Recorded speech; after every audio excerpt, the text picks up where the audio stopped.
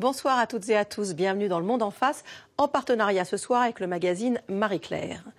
Dans notre imaginaire collectif, l'adoption a tout du conte de fées. Ce serait le triomphe du cœur avec la rencontre de parents débordant d'amour et d'enfants en manque d'affection et de tendresse, tous réunis en une famille heureuse.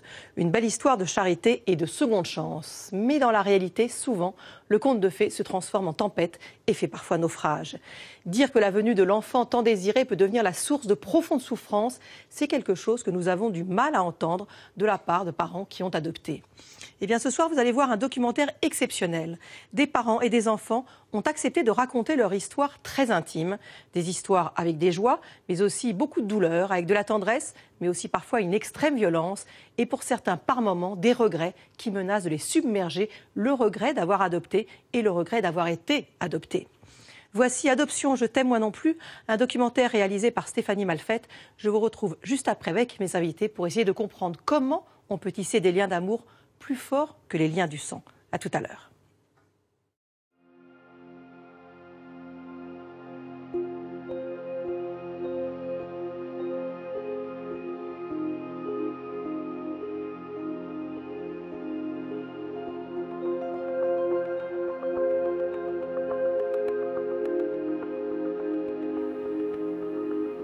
Quand on s'est marié, tout de suite on s'est dit, il y a plein d'enfants dans le monde qui sont à l'abandon. On aura des enfants, à nous, si on peut, parce qu'on ne savait pas si on pourrait, et on adoptera. Je suis née dans la rue, et 18 jours après la mort de ma maman, c'est ça? Ouais. J'ai mon papa qui m'a mis à l'orphelinat. J'ai toujours été celle qui n'a pas de parents, celle qui a la DAS, toujours.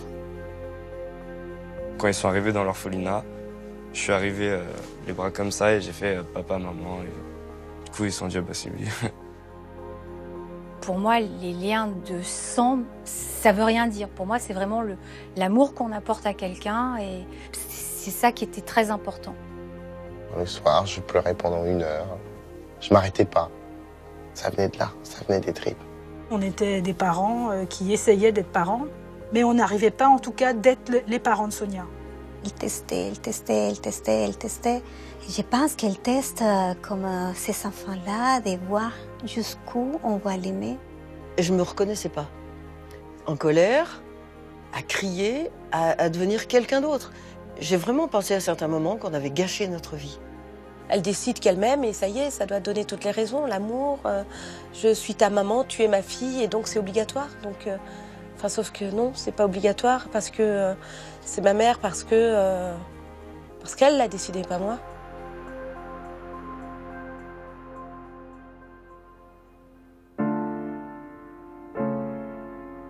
L'adoption, c'est une histoire délicate, que chacun entame avec ses bleus à l'âme et au corps. C'est une histoire de cœur, mais une histoire que l'amour ne suffira pas à écrire. Il faudra du temps pour tisser les liens, pour construire une famille. Et derrière les images de bonheur se cacheront souvent la douleur, la colère et les doutes.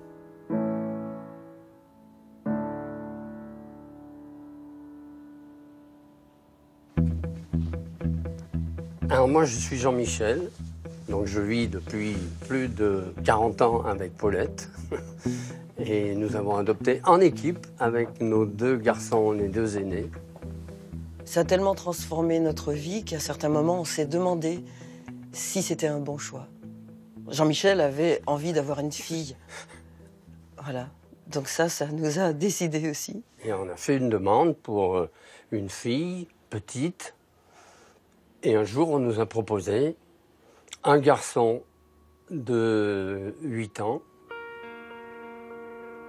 Le descriptif était quelques lignes qui disaient que c'était un enfant qui était depuis 3 ans dans un orphelinat, qu'il avait un fort tempérament, ce qui nous a plutôt plu, parce qu'on était assez contents d'avoir quelqu'un qui avait du caractère, en disant de toute façon on est prêt à tout, il n'y a pas de problème, on pourra faire face.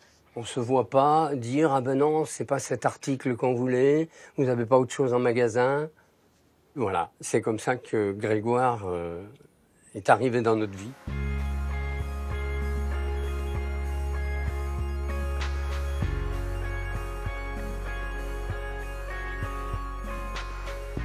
ma mère a dit « Ah non, vous n'allez pas faire ça ». C'est-à-dire qu'elle nous voyait partir vers la difficulté en disant « Vous avez des enfants qui sont magnifiques, vous vous entendez bien avec eux, pourquoi vous allez gâcher votre vie, en gros ?» Ce qui va relativement de soi avec nos enfants naturels, c'est vrai que là, il faut tout construire. Il faut créer un lien, quoi. Et c'est un boulot, c'est un boulot. Je crois que cette période difficile a duré 12 ans, en fait, entre l'adoption à 8 ans et ses 20 ans. On s'est trouvé face à une situation qu'on ne savait pas gérer. Je m'appelle Barbara, depuis toujours. Je suis née en Amérique latine. Mes parents sont mes parents, bien qu'ils ne soient pas mes parents biologiques. La France est mon pays, bien qu'il ne soit pas mon lieu de naissance. Avant d'avoir fait le grand voyage de l'Amérique latine en France, j'étais dans une maison d'accueil, on dirait en France. Pour moi, là-bas, c'était une maison normale. C'était, il y avait une nounou, en fait, on disait nounou. Il y avait d'autres enfants, Lucho, Tenga et un grand garçon. Et puis, je me rappelle aussi de notre plat préféré, qui était les pâtes de poulet. Voilà. Je me rappelle d'un petit muret. Je me rappelle que je suis tombée, c'est une petite trace que j'ai gardée aussi de cette chute et que j'aime bien en fait, parce que voilà, c'est vraiment une marque que j'ai gardée de là-bas. Je me sentais chez moi, bon, bien qu'on soit beaucoup dans la même chambre. Donc oui, c'était une vie heureuse. La première fois que mes parents sont arrivés, ma mère est arrivée avec un beau manteau de fourrure. Mon père qui était habillé aussi de façon très classe. En fait, c'est juste qui sont ces gens. Et puis, ils ont des yeux que pour vous. Ils ne font que vous regarder, un regard... on sait. En fait, on sait que c'est pour nous. En fait, c'est... Voilà. On sait que c'est le tour arrive de quelque chose qui va tout ébranler. Et qui, quand on y pense, ébranle encore un peu. Je ne sais pas pourquoi. Et donc, du coup, ils sont arrivés avec des poupées, des dinettes, une dinette et tout ça. Et le jour du départ, en fait, alors ils ont fait ça de façon extraordinaire, c'est-à-dire plein de ballons dans une voiture. Donc ça y est, on comprend que là, c'est fini, en fait. On sait à cet instant même que notre vie ne sera plus jamais la même. On le sait de façon instinctive, on ne sait pas ce que c'est. Et donc oui, c'est un petit peu comme si comme une feuille qu'on déchire, en fait.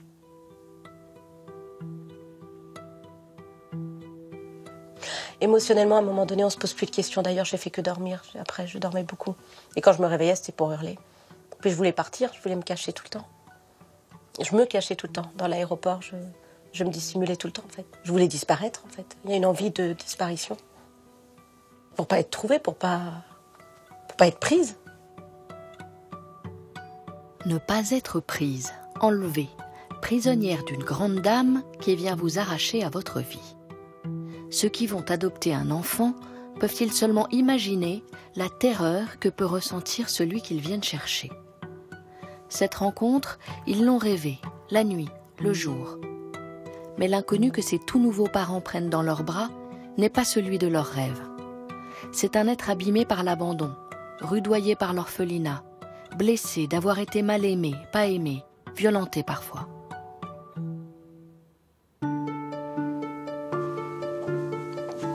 J'ai une première fille aînée qui s'appelle Avantika, qui est arrivée à 9 mois. Ensuite, Sonia a suivi 2 ans après. Je m'appelle Sonia, j'ai 26 ans. J'ai été adoptée à l'âge de 16 mois, à Bombay, en Inde. Au départ, j'aurais bien sûr aimé avoir des enfants comme tout le monde. Et puis la vie a fait que la personne avec qui j'étais à ce moment-là avait un problème chromosomique. Donc du coup, j'étais 8 fois enceinte et 8 fois j'ai perdu les bébés. Donc suite à ça, c'était soit une insémination artificielle avec donneur ou l'adoption. Je trouvais que l'adoption était plus juste.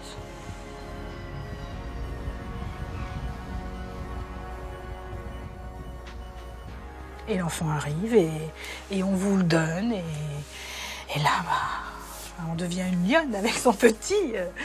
Plus personne ne peut l'approcher et voilà. Et l'enfant vous regarde. Enfin, moi, avec Avantika, ça s'est particulièrement bien passé.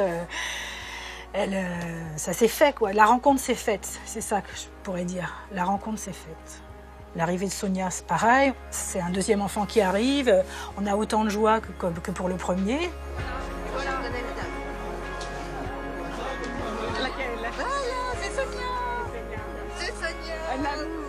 Et on découvre une petite fille toute maigrelette, qui déjà, quand je la prends à l'aéroport, pas tellement envie de venir avec moi. Hein.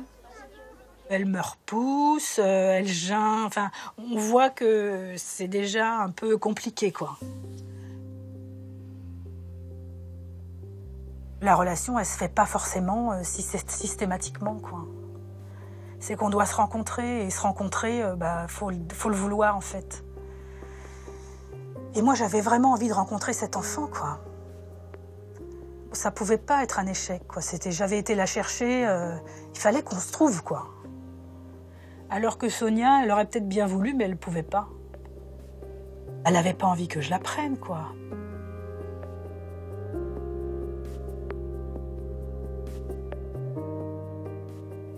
Ce qu'il nous a raconté, c'est que sa mère le battait et qu'un jour, il a décidé de ne pas rentrer.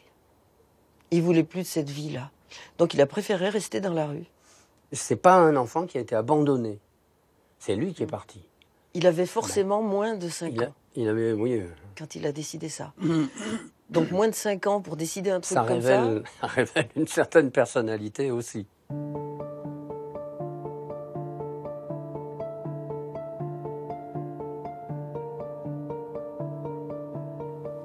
À l'orphelinat, il nous a raconté qu'il y avait une espèce de hit parade des pays adoptants. Il préférait être adopté aux États-Unis. C'était le top du top. Le deuxième pays au hit parade, c'était la Suisse. La France arrivait en 3e position. Donc quand on l'a adopté, on a essayé de discuter avec lui pour voir s'il était d'accord pour venir avec nous. Et il dit qu'il était d'accord pour venir en France. Et il a dit oui à tout. On croit qu'on adopte un enfant, c'est lui qui adopte. C'est lui qui adopte tout. Je m'appelle Anna. Aujourd'hui, je suis mariée et j'ai 2 enfants. J'ai été placée à la DAS à l'âge de 5 mois. J'ai été adoptée à l'âge de 4 ans et demi par des parents bretons, mais dans les Yvelines. J'étais dans un hôpital dans lequel il y avait aussi une cellule de placement familial où étaient placés les enfants qui étaient en attente d'adoption. On m'avait prévenu le matin que 2 personnes, un couple, allaient venir me voir. J'ai été le dire à tout le monde. Moi, mais vraiment sur mode, moi je vais avoir des parents et pas toi. C'était ça. C'était ce qui est absolument pas bien. Mais voilà, tellement... Parce que j'étais contente d'avoir enfin des parents, d'être enfin normal. Que j'étais pas. J'ai toujours été celle qui n'a pas de parents, l'orpheline, celle qui a la DAS. Ça a été très rapide. Hein. Je les ai vus un jour, le surlendemain, j'étais adoptée, quoi. Voilà. Ils ont dû ramener des vêtements parce qu'on a été délivrés nus. Donc j'ai ce souvenir-là, c'est-à-dire qu'ils m'ont habillée, mais genre vite fait dans les toilettes avant de partir, quoi. Et après, je me rappelle aussi qu'ils sont allés m'acheter des chaussures et qu'ils m'ont portée, parce que j'étais pieds nus, jusqu'au magasin de chaussures pour pouvoir essayer des chaussures. Je me rappelle de ça. Je l'ai pas vécu comme quelque chose de brutal parce que de toute façon, depuis que je suis née, ça a été tout le temps ça. Tu fais tes valises, tu pars, du jour au lendemain. J'étais placée à la DAS, après j'ai été placée en famille d'accueil. C'est-à-dire tout le temps des changements brutaux auxquels je devais m'adapter au final.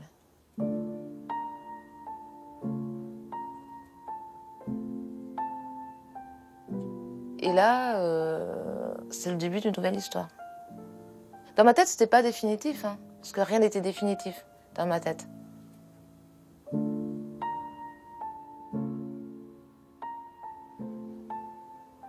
Pour moi et après pour Damien, l'adoption était assez évidente parce que mes parents sont divorcés et j'aime beaucoup mon beau-père et c'est un père pour moi. Et je savais que je pouvais aimer des enfants de la même manière que lui m'avait aimé et que c'est pas parce qu'il sortait de mon ventre ou ça voulait rien dire. Une fois qu'on a eu l'agrément, on a contacté différentes associations qui nous a fait clairement comprendre que ou on était trop âgés, ou qu'ils n'avaient pas le temps, ou trop de dossiers, ou on a dit que ça serait pas si facile. Et puis à un moment, on a eu le coup de chance. On a eu la chance de connaître quelqu'un qui nous a mis en relation avec une association américaine. Cette association nous a permis de nous aider à adopter à l'étranger, en Russie.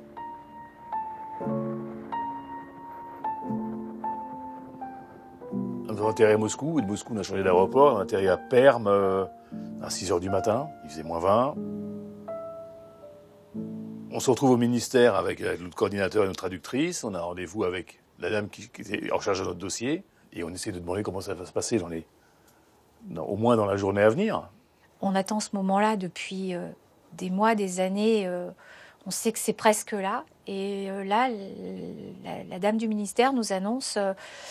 vous comprenez bien que les enfants en bonne santé sont adoptés en priorité par les Russes et que pour l'adoption à l'étranger, c'est essentiellement ou de grands enfants ou d'enfants handicapés. Vous avez demandé des jeunes enfants en bonne forme physique et ça ne va pas être possible. On va vous présenter 2 enfants. Mais avec des légers handicaps. Ah. Moi, je dis non, on ne veut pas les voir. Notre agrément, il y a marqué dessus, jeune enfant en bonne santé, pas d'handicap. Donc non, la France a donné ça comme agrément. Je me rattache à ça, quoi. Enfin, ce petit bout de papier. Et le coordinateur dit, on va aller quand même les voir. C'est une sorte de protocole à suivre. Il faut passer par là. On va aller les voir. Et dans la voiture, je dis, moi, je veux pas m'accrocher parce que je savais qu'enfin. J'aime beaucoup les enfants en règle générale. Et regardez ces petits, je voulais pas m'attacher à eux. Donc je les ai vus et c'est pas que j'ai été dure, c'est qu'ils me faisaient des sourires et que je répondais pas à leurs sourires. Et ça, je le regrette. On n'était pas prêts à ça, en tout cas.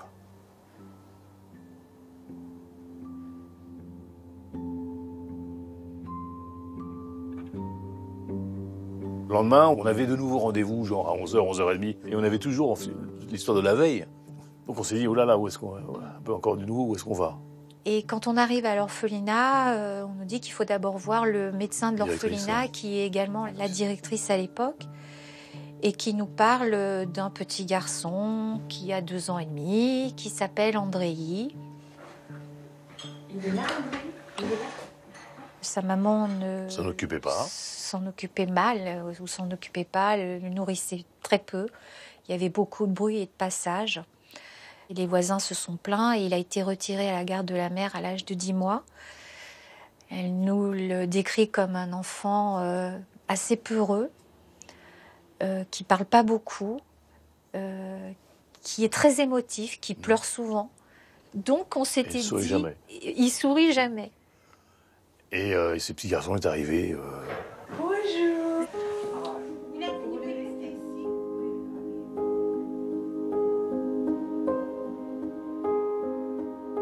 Je crois que c'est un de ses premiers gestes, c'est de sourire, de nous sourire, non? Ouais.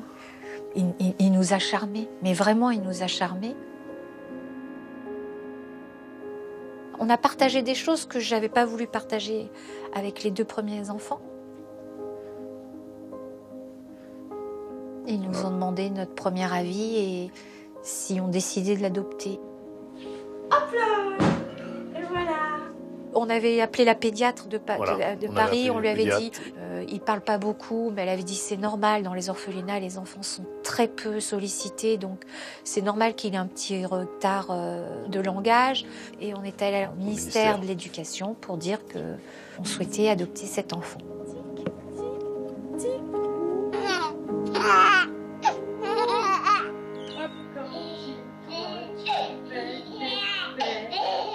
On a été le chercher, on a amené nos affaires, donc ils l'ont déshabillé, ils l'ont mis tout nu, ils ont mis nos affaires. Les vêtements qu'on avait apportés. Et là, la dame qui s'occupait de lui a fait un bisou et ça s'est passé en moins d'1/4 d'heure après. Ah ouais. J'imagine une maman qui sort de la maternité avec son enfant et qui le présente à la terre entière. J'étais dans cet état-là. C'était mon Théo, c'était limite le roi lion. Je ne sais pas comment dire, c'est idiot ce que je dis. C'est complètement idiot, je m'en rends compte. Il y a un moment d'euphorie, effectivement, qui s'est prolongé toute la soirée. Là, c'était super. Après, dans la soirée, on couche Théo. Et quand on se couche tous les deux dans la chambre, moi, personnellement, je dis, ça y est, je suis maman, on a fondé notre famille, ça y est, c'est mon fils qui est à côté. C'est à ce moment-là, précisément, que j'ai su.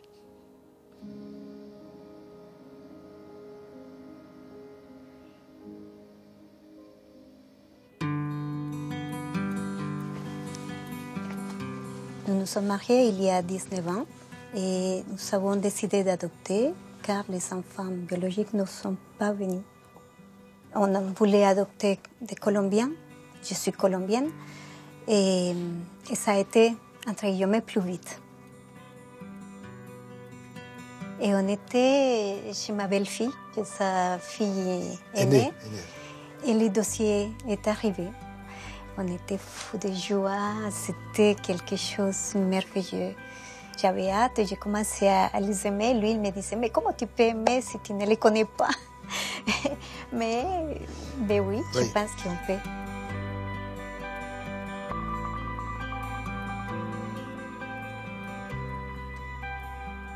Nous sommes arrivés en Colombie et on avait hâte de les rencontrer. Moi, je dis que ce moment-là, c'est l'accouchement.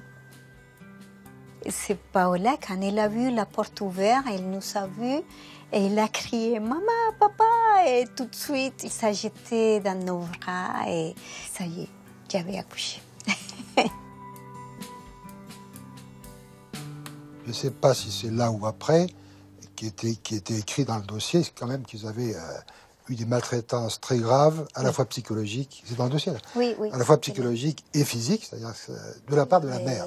La mère a frappé violemment les enfants, à tel point que Paola, d'après l'histoire, et c'est vrai parce qu'elle a des marques, elle a des cicatrices. Elle est arrivée à l'hôpital. En mauvais état.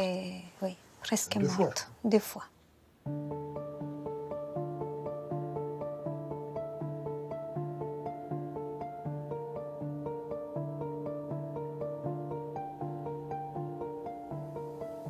Je m'appelle Sacha, j'ai 16 ans. J'ai été adopté en Ukraine à l'âge de 2 ans. Moi, je m'appelle Dimitri, je viens de Bulgarie. J'ai été donc adopté à l'âge de 18 mois. Eh ben, nous sommes frères aussi. Le fait d'avoir été abandonné, pour moi, c'est une douleur. C'est une cicatrice. L'adoption, c'est quelque chose que tu vivras, quoi qu'il arrive, toute ta vie. C'est aussi le fait, quelque part, d'oublier une partie de soi-même. La nuit, quand j'étais plus jeune, ça s'est manifesté par des crises de désespoir.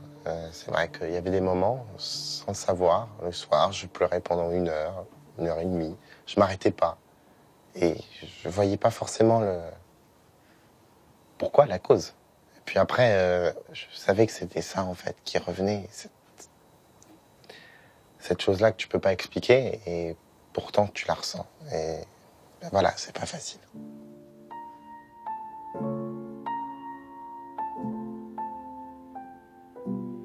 Quand on a reçu le dossier de Sonia, il était marqué que c'était une petite fille qui avait cessé son développement psychomoteur à l'âge de 6 mois quand sa maman est décédée.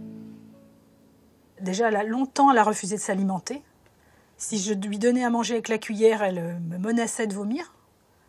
Donc il fallait que je lâche la cuillère. Ça a duré longtemps, ça. Ça a duré très longtemps.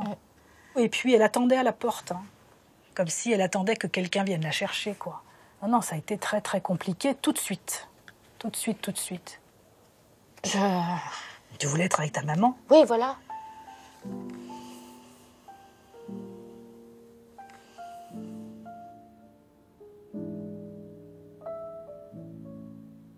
Des flashs, j'en ai quelques-uns. Notamment d'imaginer ma maman aussi. C'est vrai, j'ai des flashs. Je suis persuadé qu'elle est blonde. Pourtant, Je sais pas pourquoi, je suis persuadé, ça je suis persuadé, et ça je sais pas ce que t'en penses. Moi, brune. Bah, toi brune, peut-être, mais moi je suis persuadé qu'elle est blonde. Voilà.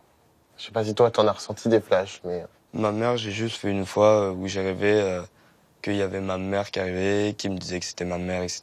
Et que moi je l'ai repoussée, et je lui ai dit de partir, et elle est partie. Mais ça se finit comme ça. J'ai toujours eu peur, au tout début, qu'il me ramène à la DAS. Je pensais pas que c'était quelque chose de définitif. Et j'avais peur encore d'être abandonnée, qu'on me laisse. Et il y a un jour, où je me rappelle, on est parti au pique-niquer un dimanche, voilà, avec mes parents au bois de Boulogne. Et après le repas, mon père a voulu, ce qui est sympa, qu'on fasse une partie de cache-cache. Et là, ça c'est pas du tout passé là en fait. C'était un stress pas possible pour moi. C'était pas possible. J'avais trop peur qu'il m'abandonne en fait.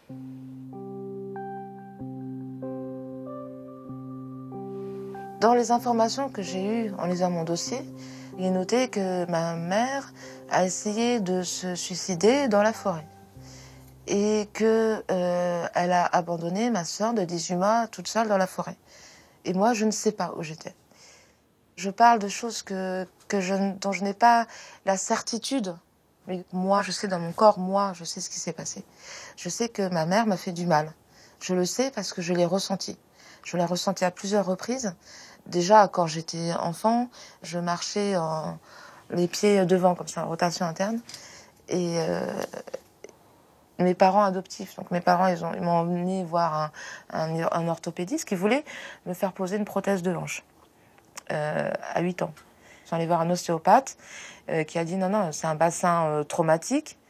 Va le remettre en place. Traumatique, ça veut dire qu'il a reçu un choc. Voilà. Et ça a duré plusieurs semaines. Quand il me soignait, il y a beaucoup de choses qui sont remontées. Beaucoup. Et j'ai senti que ma mère m'avait fait tomber par terre. Bébé. Je l'ai senti, c'est remonté. J'en suis quasi sûre. Ça a été très dur pour moi de grandir. Et pourtant, je voulais grandir. Je voulais sortir de cette enfance, en fait. Je voulais effacer, on peut pas. Mais je voulais être à l'instant d'après, tout le temps.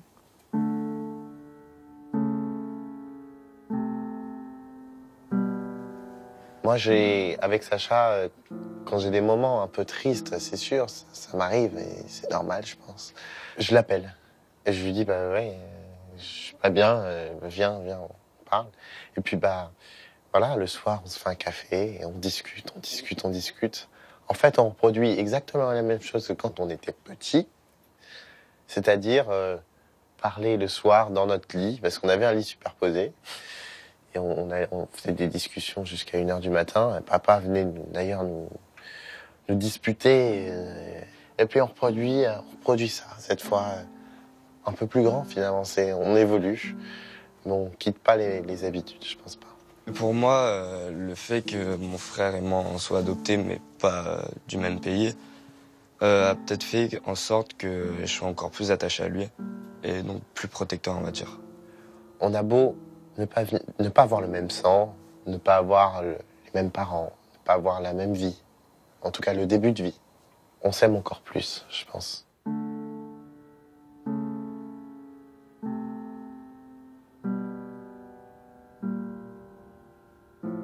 Il y avait une petite chose qu'on avait remarquée en Russie, mais qui va être le début finalement de la nouvelle histoire Théo, c'est qu'il se dandinait pour s'endormir.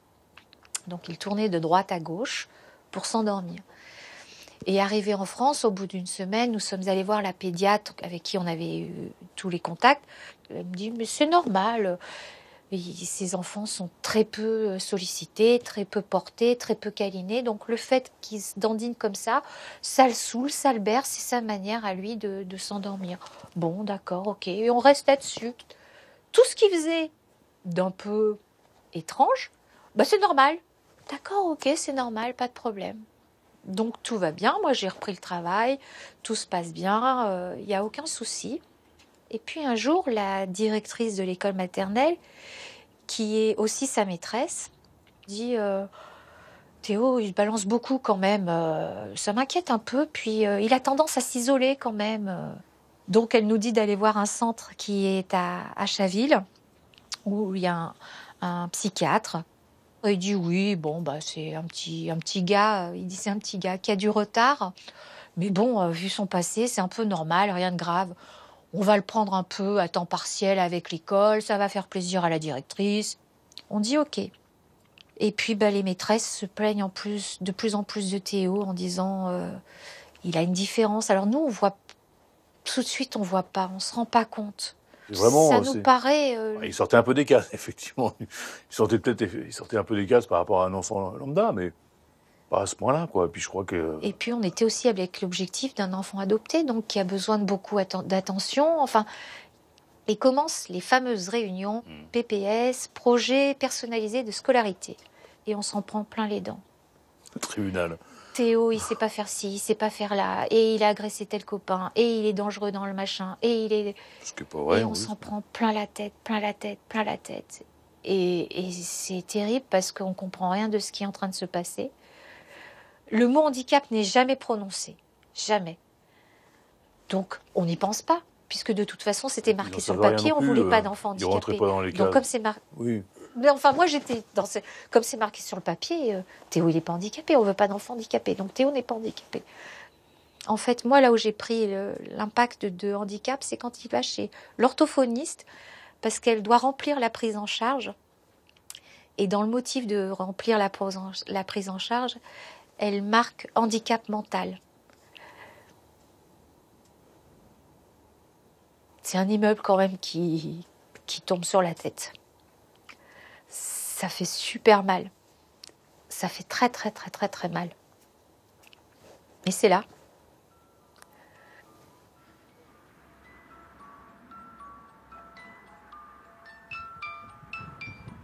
La vie en orphelinat peut provoquer des troubles du développement. Mais Marianne et Damien l'ignoraient. Désormais, ils courent, de questions en espoir. Théo est devenu la petite étoile autour de laquelle tourne leur vie. Mais le passé n'oublie personne. Chez d'autres enfants adoptés, les souvenirs enfouis deviennent colère, rejet, violence, désespoir. On est sûr que malheureusement, ils sont vus et entendus des choses qu'à leur âge, des choses qu'il ne fallait pas.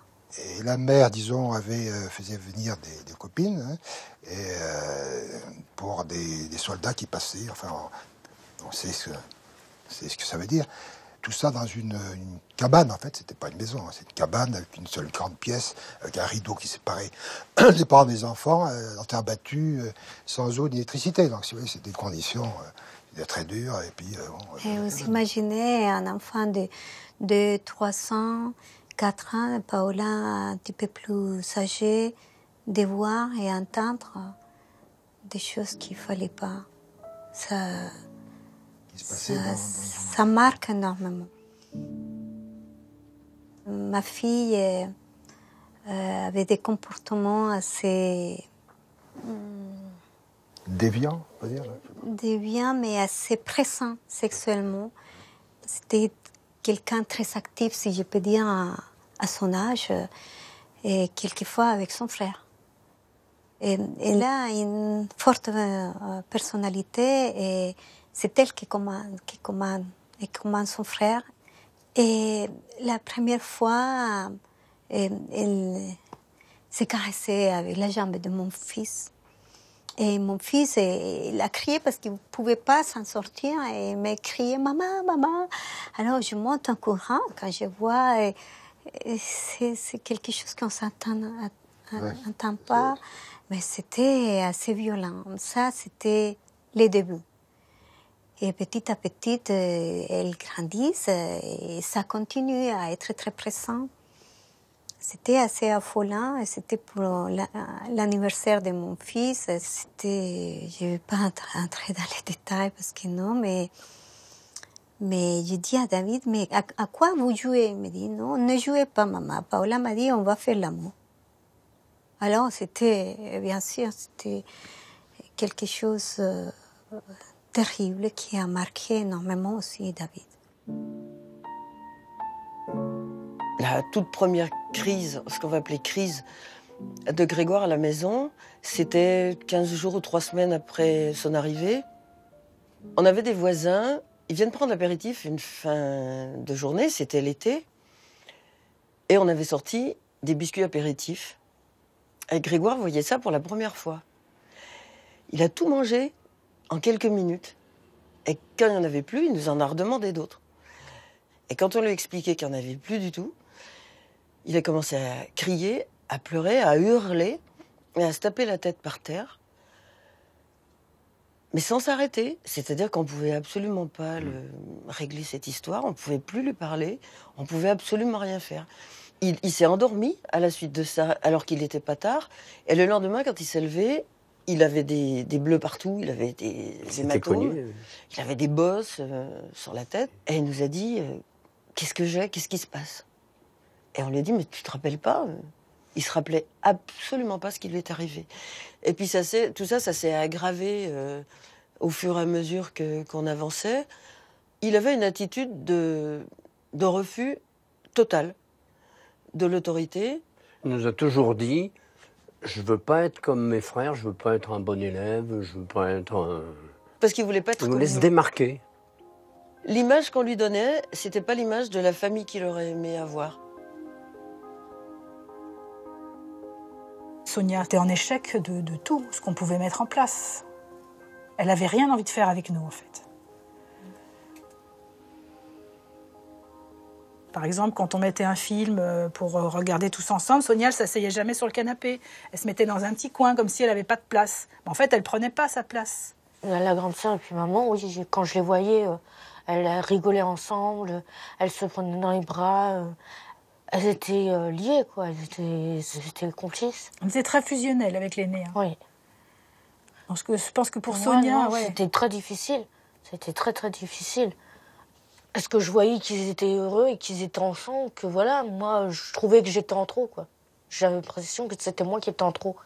C'est qu'en tant que parents, nous, on a envie d'avoir une petite fille, que tout se passe bien, mais lui, l'enfant, il a un parcours douloureux derrière lui. Et je pense qu'avoir été abandonné, c'est une blessure indélébile. Et que quand on trouve une famille, après, on met la famille à l'épreuve pour voir jusqu'où ces gens-là sont capables d'aller. Et Sonia, elle est championne dans ce genre d'épreuve. Enfin, aujourd'hui, on en rit, on n'a pas ri tous les jours. Mais ça a été chaud.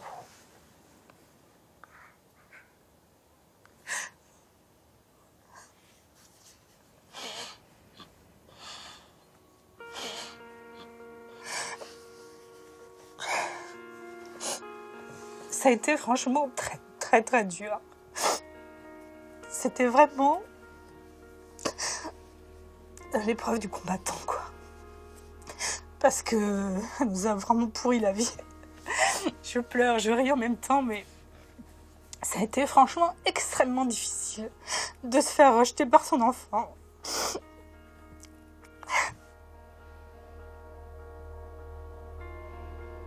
Ma mère dit que je la rejetais. Moi, je pense que je voulais pas être sa chose, en fait. Je pense que c'est ça. Je voulais pas être sa chose.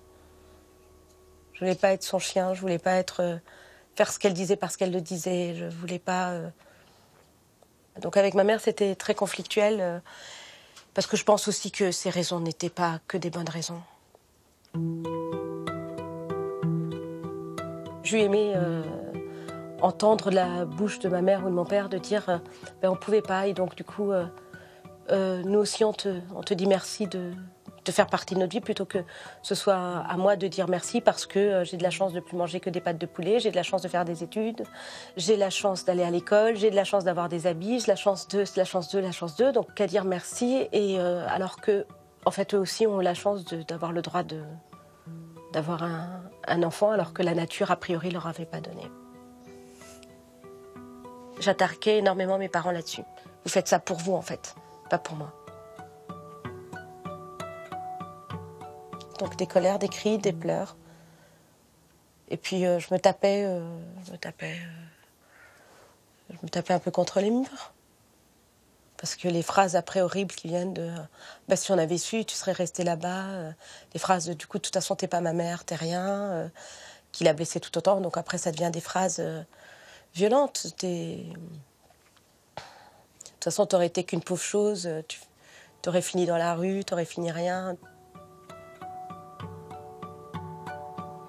Ensuite, quand j'ai découvert que peut-être c'était toute ma faute, en fait, et qu'ils avaient raison, et qu'effectivement, j'étais pas assez reconnaissante, que si dans la famille ça se passait mal, c'est parce que je comprenais pas que j'étais vraiment quelqu'un, en fait, qui était rien, en fait. Et du coup, je leur devais tout, surtout à elle, à ma mère, et que finalement, Nounou pouvait pas me garder, ma biologique n'avait pas pu me garder, eux n'en pouvaient plus de moi. Donc forcément, à un moment donné, on se dit qu'ils ont raison et qu'on n'a rien à faire sur cette planète. Et donc oui, très tôt, vers 9 ans, j'ai commencé à vouloir disparaître. Donc j'ai voulu, je sais pas où j'avais vu ça, me mettre un sac plastique sur la tête. Et puis j'ai vu ma petite sœur qui passait à ce moment-là. Et j'ai arrêté mon action. Et ensuite, j'ai entendu ma mère qui disait elle fait ça exprès pour te faire du mal. Donc du coup, voilà, vous devenez un monstre, en fait, qu'on a voulu aider et qui en est incapable. J'ai voulu disparaître de cette terre. Je pensais que personne ne me regretterait. Il y a un moment donné où j'ai fait une fugue et j'étais persuadée, mais vraiment convaincue, que mes parents ne me rechercheraient pas, en fait. Parce qu'ils se diraient, tant mieux, elle est partie, c'est tant mieux pour nous, en fait. Et j'ai été retrouvée par la gendarmerie, qui m'ont ramenée au domicile de mes parents. Et j'étais étonnée que ma mère c'est complètement idiot, mais j'étais étonnée. Je pensais pas que ma mère allait me chercher. J'étais tellement persuadée qu'on ne m'aimait pas, en fait. Ça en devenait vraiment pathologique au final, et parano, parce que j'étais tellement persuadée que depuis que j'étais née, on ne m'aimait pas, ou que j'étais placée, déplacée d'endroit en endroit, et que de toute façon on ne m'aimait pas. Et que, peu importe que je sois là ou que je sois pas là, pour moi ça ne changeait pas pour les gens.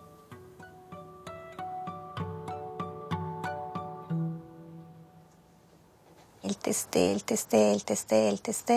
Je pense qu'il teste comme ces enfants-là, de voir jusqu'où on va l'aimer, qu'on ne va pas l'abandonner. Paola, c'est une fille qui nous a testé dès le début. Et qui continue à te tester encore. Pas une fois par mois, ni par semaine, mais beaucoup de fois par jour. Pour le moindre des choses, elle se mettait déjà en colère. Et oui, quelquefois, elle me poussait et jusqu'au point d'avoir un contact physique. Ces enfants qui ont connu des maltraitances dans la famille, dans ce cas-là, c'était la mère qui était frappée, donc en fait, une espèce de transfert. Et donc, en fait, c'était sur ma femme qu'elle s'en prenait le plus. Alors moi, évidemment, j'étais là pour défendre ma femme, parce qu'elle était agressée, donc je la défendais comme je pouvais. Quelquefois de façon peut-être maladroite. Dans une fessée, ou en tirant les cheveux, par exemple.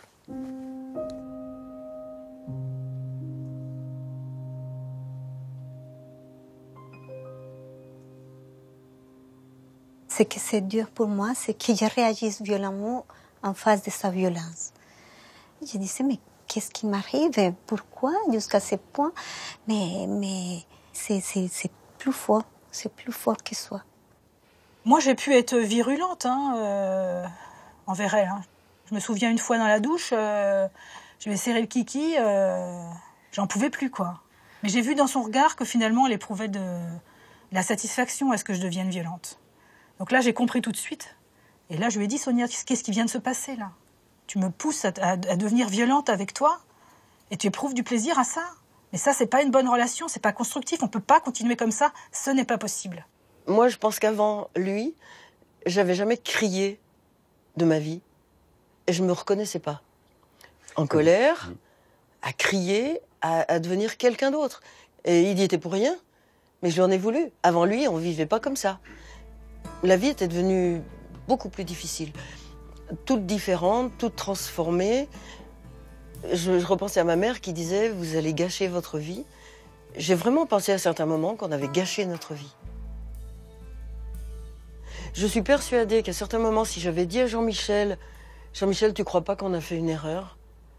Le mot erreur serait devenu comme un tintamarre dans notre tête et serait devenu prédominant. Puis il y avait nos 2 autres enfants qui n'avaient pas l'air de penser ça. On disait, moi je suis la seule à le penser ça, je suis peut-être moi moins bonne qu'eux, moins généreuse en ce moment, mais voilà, demain ça ira mieux parce que eux ils tiennent le coup. Puis il faut surtout pas le dire parce qu'on aurait l'air de quoi d'avoir fait le mauvais choix. Reconnaître devant les autres que c'est bon, on a pu se rater, c'est très difficile par rapport à l'image qu'on donne.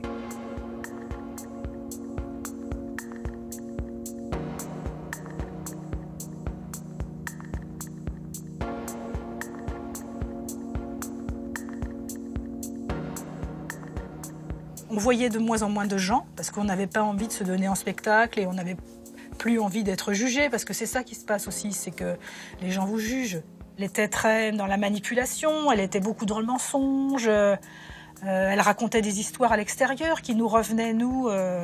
Enfin, les gens venaient nous demander des comptes, alors que tout était faux. Elle inventait de toutes pièces des choses. Donc ils pensaient qu'elle était pas heureuse et qu'on était des mauvais parents. C'est ça, c'est surtout ça qu'on a vécu. C'est l'image que ça renvoyait, quoi. Notre famille, c'est qu'on n'était pas des bons parents. Et puis je me suis posé un tas de questions sur pourquoi cet enfant n'y arrivait pas. Après j'ai compris qu'elle était en conflit de loyauté et que quelque part m'aimer moi, c'était ne plus aimer sa mère. Et là, j'ai commencé à regarder sur le net les témoignages des gens et j'ai découvert que finalement, j'étais pas la seule à vivre ça, que d'autres gens comme moi étaient en grosse difficulté avec leurs enfants. Et à l'instant T, j'ai été déculpabilisée. Enfin, on disait, ma fille a des troubles de l'attachement, elle a des troubles du lien qui sont liés à son histoire. Enfin, c'était plus de ma faute, quoi. J'étais pas responsable de son mal-être. Et j'allais pouvoir aussi commencer à l'aimer autrement. Et là, ma relation avec elle a commencé à changer. Elle était toujours aussi difficile, hein. Elle était toujours dans le rejet. Mais moi, j'avais un autre regard. Ma mère en est arrivée à un point où elle a été capable de dire qu'elle ne m'aimait pas. Mon père, lui, il a pris ses responsabilités, en fait. Bien sûr qu'à un moment donné, d'ailleurs dans mes premières années, il s'est dit, il faut qu'on la ramène en fait. Et il se trouve que lorsqu'ils sont venus me chercher, il y avait une autre famille qui était venue adopter et en fait, très vite, ils se sont rendus compte que la petite fille qu'ils avaient prise, ça ne conviendrait pas. Donc en fait, ils l'ont ramenée. Et mon père avait été choqué et scandalisé. Donc c'est-à-dire qu'à chaque fois qu'il a eu cette pulsion de vouloir me ramener, il s'est dit non, parce que je ne pourrais plus jamais me regarder dans la glace et je ne voudrais pas être ce salaud-là. Une des choses que mes parents ont très bien faites, c'est quand ils se sont rendus compte qu'ils n'arriveraient plus avec moi, c'est de me mettre dans des écoles ou dans des lieux où les adultes pouvaient agir un peu à la place. Et ça, je pense que c'est la chose la plus sage qu'ils aient faite, de laisser le relais, de passer le relais. Comment faire quand on n'en peut plus, quand la colère a gagné? Parfois, il n'y a pas d'autre choix que de se séparer, recommencer l'histoire au début.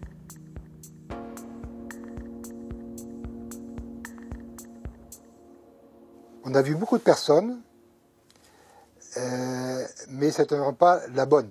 En fait, déjà en mai 2015 et une autre fois en septembre 2015, nous avions écrit à des services sociaux, je ne vais pas les nommer précisément, mais enfin pour dire comment évolue la situation avec Paola, comment les violences s'accentuaient au fur et à mesure, hein, verbales et puis physiques, etc.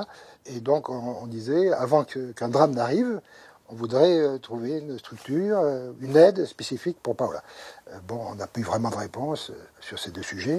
Et le drame est arrivé donc en novembre, le 6 novembre 2015. Donc on pensait aller faire une randonnée en forêt de Rambouillet, donc avec Paola et David. Alors, Paola, dès le départ, avant que nous quittions la maison, ne voulait pas aller. Finalement, elle est rentrée dans la voiture. Nous sommes partis en forêt de Rambouillet. Il voulait rester dans la voiture. Il voulait rester dans la voiture, ça commençait un petit peu à dégénérer, au moins sur le plan verbal. Finalement, il sort de la voiture et il a commencé à taper son frère. Et je dis, mais Paola, arrête, s'il te plaît, on va faire la randonnée. Et tout à coup, il commence à taper mon mari. Je dis, s'il te plaît, tu arrêtes. Et tout à coup... Le coup est parti. Un coup est parti de son côté qui atterrit sur mon nez. Sur le nez. Et le nez? Le nez était cassé. Saigné. David était affolé, quoi. Tout le monde affolé, mais bien sûr elle aussi, parce que je sais bien qu'elle ne voulait pas faire une chose pareille. Je sais bien. Mais le mal était là. Et là, alors, l'assistante sociale, on avait rendez-vous 2 jours après. Et bien sûr, j'étais tout marquée. Et là, on dit, ça part au judiciaire. Et le mercredi après, on m'appelle et on me dit, ça y est, on a trouvé quelque chose pour votre fille et elle ne va pas venir à la maison. Et ils sont allés la chercher à l'école, au collège, pardon. Et depuis, elle est placée.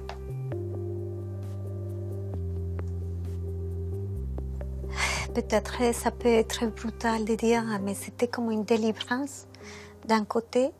Délivrance parce que c'était tellement difficile à la maison, tellement difficile pour tout le monde, Mais de notre côté, c'était aussi triste. Mais c'était ambigu et on voulait une séparation, mais pas de cette façon-là. Parce que maintenant, on la voit 2 fois par mois et avec son frère 1 fois par mois.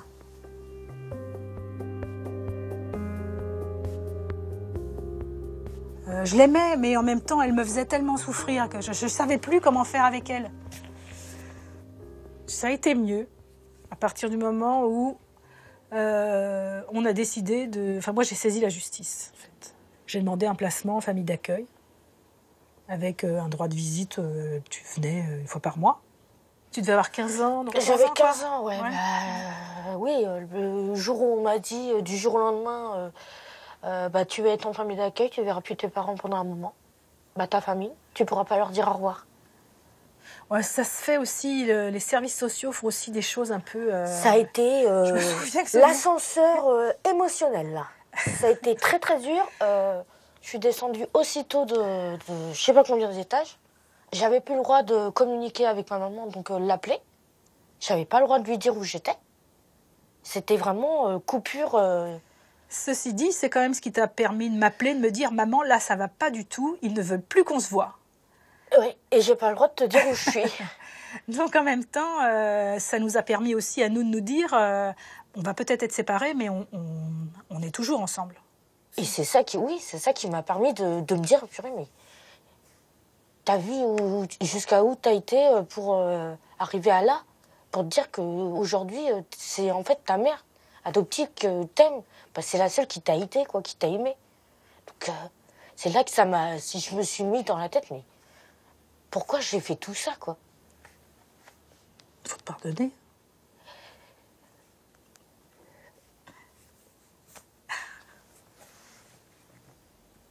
Allez. Pour moi, j'ai perdu des années. Mais non, Sonia, on a réouvert les tiroirs et c'est faux réouvrir les tiroirs. Si tu laisses ton tiroir avec plein de bordel dedans, t'arrives jamais à le ranger. Tu comprends ce que je veux dire? Oui. De toute façon, à chaque fois que... Je sais pas pourquoi... À chaque fois que tu me laissais, j'avais l'impression que c'était un abandon. Bah oui, je pense que oui. C'était un mal pour un bien. Il fallait que tu comprennes à un moment donné que c'était plus possible, quoi. Ça a été dur. De toute façon, dans la vie, c'est comme ça. Hein. Si tu pousses les gens à bout, à un moment donné, ils en peuvent plus, Sonia. Ah oui, je suis d'accord, je sais. Maintenant, je le sais. Hein.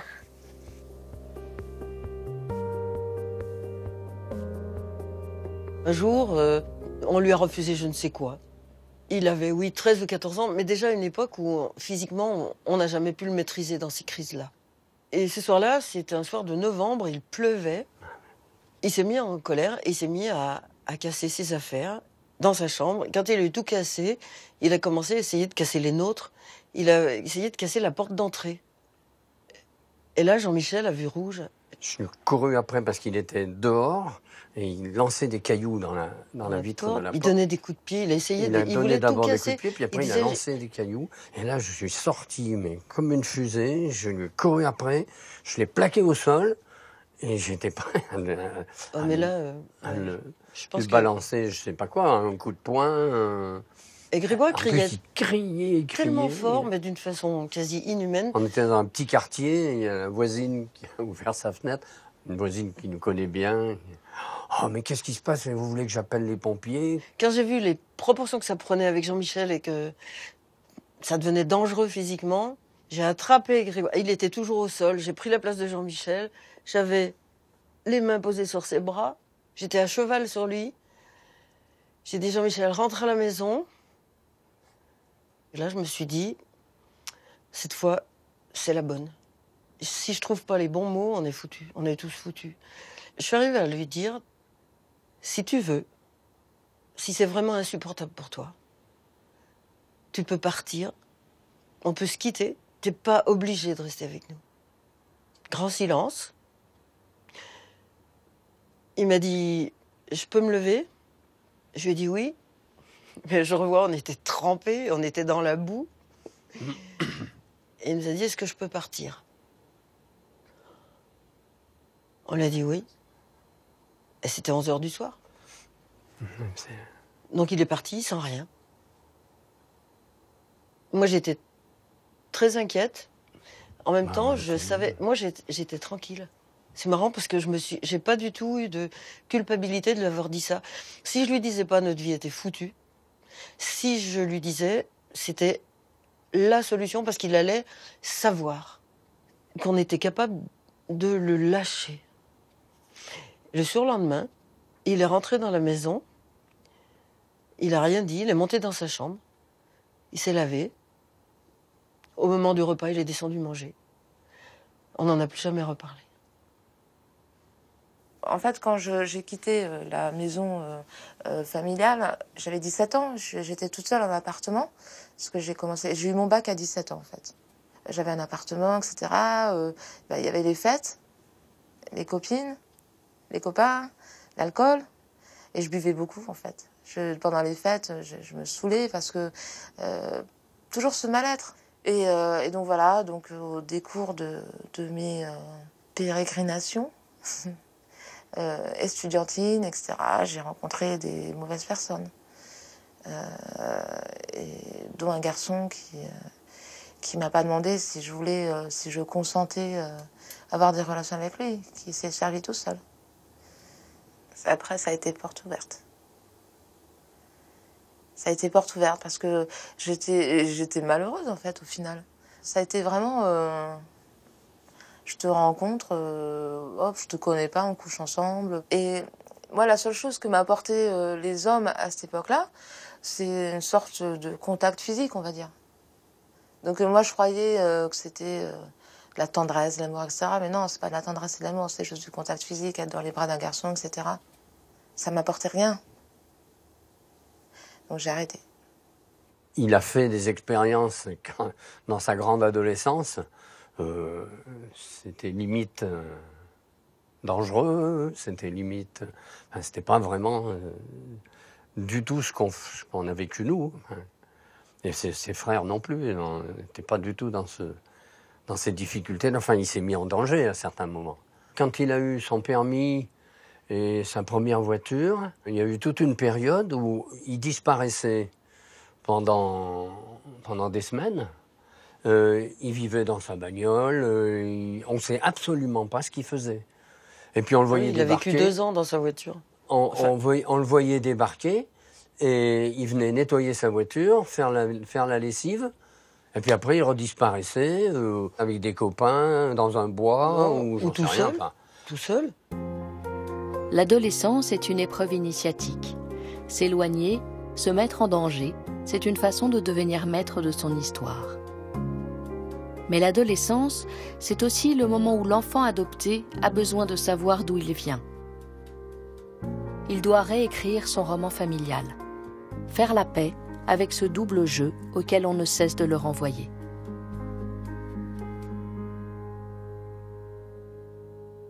Je me disais, ma mère, c'est pas possible qu'elle soit morte. Je me suis dit que non, je suis sûre et certaine que je peux la retrouver. Donc j'avais demandé à maman si on pouvait demander à l'orphelinat. Et ils nous ont répondu. Ils nous avaient envoyé une petite cartonnette en disant que tel jour, ma maman était morte et que tel jour, je suis arrivée à l'orphelinat, donc mon papa m'a déposée et qu'il n'y avait que ça. Et que c'était les seules informations qu'ils avaient. Parce que mon père ne voulait pas me reconnaître après. Ne voulait pas que je le retrouve.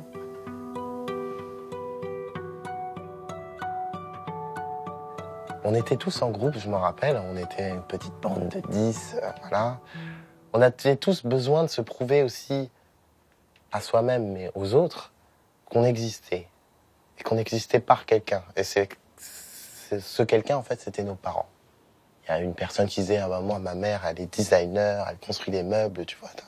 Et puis après, moi, j'ai le caractère de mon père. Moi, j'ai le caractère de ma mère. Moi, j'ai les yeux bleus de ma mère. Et là, tous les regards se sont... voilà, on m'a regardé. On m'a dit, toi, Dimitri. Moi, je leur ai dit, tout simplement, j'en sais rien. Et j'aimerais beaucoup savoir. Et c'est vrai que ça fait... C'est pas facile, hein, de... Voilà, c'est pas facile. Moi, c'est plus comment est mon père, ma question le plus souvent, mais le caractère de mon père. Parce que pour moi, un fils doit ressembler à son père, on va dire. Il doit être comme son père, on va dire. Du coup, ça, je me pose tout le temps la question.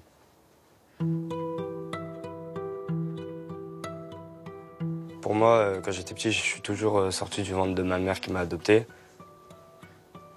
Je veux dire, imaginons, nos parents ne nous auraient pas dit qu'on était adoptés. Enfin, moi, personnellement, j'aurais rien remarqué. Enfin,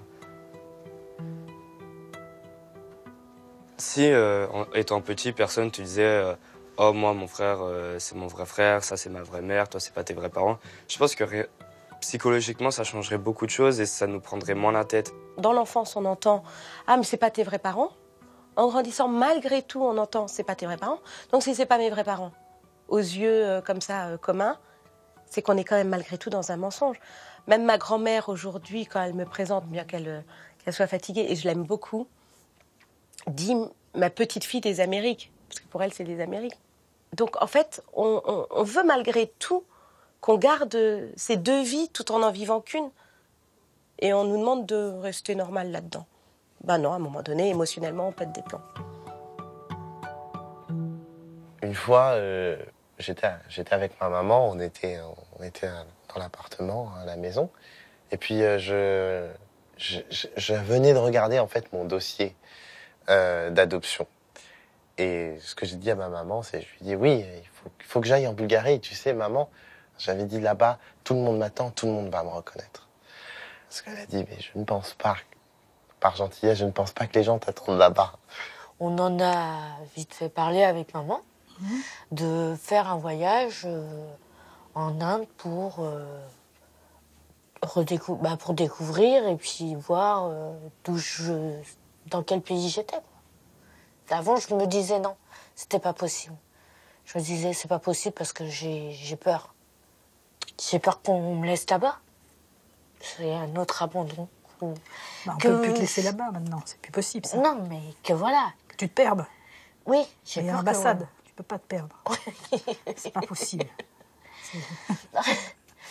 Oui, mais j'ai peur que, voilà, que là, j'aille me balader, que en fait l'avion, voilà, et puis en fait, super, je vois l'avion partir, et puis les parents dedans, et oui, d'accord, je fais quoi maintenant? Je suis en Inde.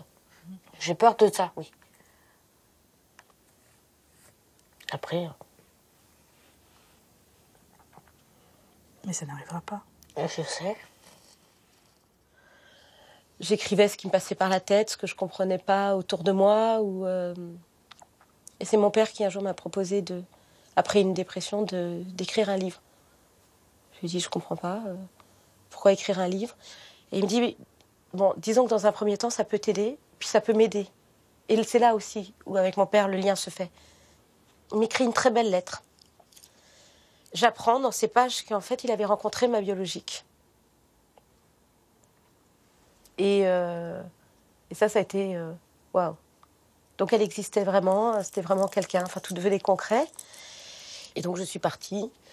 Arrivée là-bas pendant 2 jours, 3 jours, j'étais perdue en fait. Et en fait, j'avais que 3 questions en fait en y allant. Je voulais savoir si elle me ressemblait, puisque tout le temps en fait la question venait souvent parce qu'on se ressemblait pas avec mes parents, donc c'est comme ça que le sujet était souvent abordé. Ensuite, c'était savoir pourquoi elle m'avait pas avorté et pourquoi elle avait accepté que je puisse être adoptée.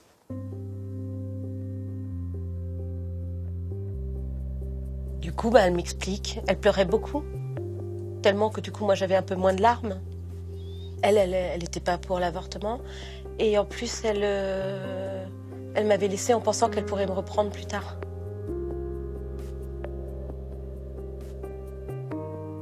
C'était très fort. Et ce qui était le plus fort, c'est que j'avais pas du tout envie de sauter dans ses bras. C'était pas ma mère. Donc la mère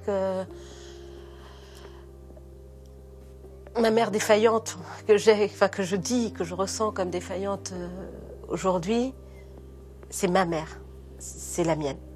Donc du coup, en faisant et mon père qui, pareil, avait plein de défaillances, et ben c'était mon père, c'était les miens. Et en fait, quand je suis revenue de là-bas, je suis descendue donc de l'avion. Je descends les escalators, je ne sais pas comment mes parents se sont trouvés là à l'aéroport Charles de Gaulle, derrière les vitres, m'attendant. Et là, il y avait ma mère aussi, et je crois que c'est une des plus belles images familiales que j'ai pu avoir. C'est mes parents derrière cette vitre, et je lui aimais avoir toutes mes années en arrière et dire « c'est moi, je viens vous adopter en fait ».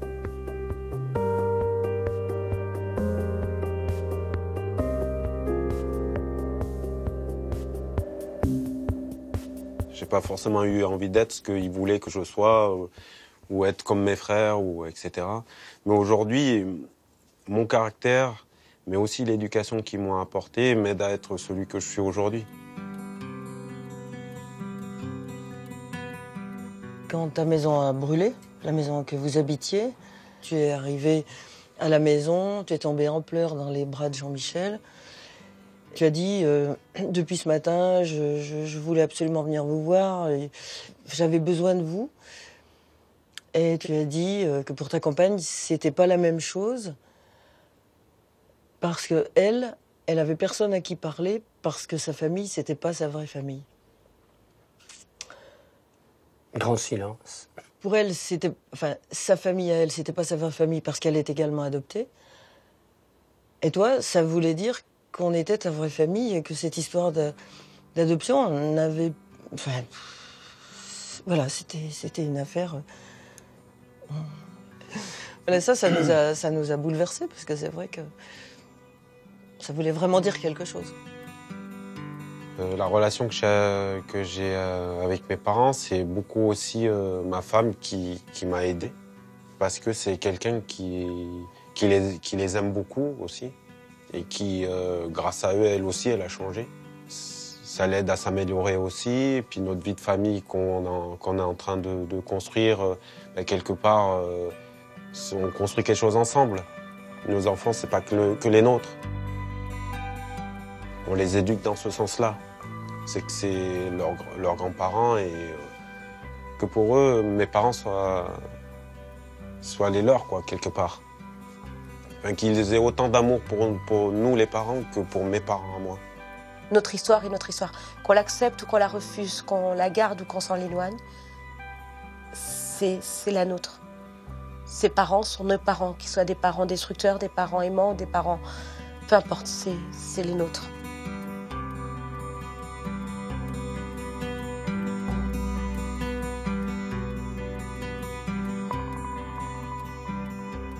Théo, il n'a rien demandé.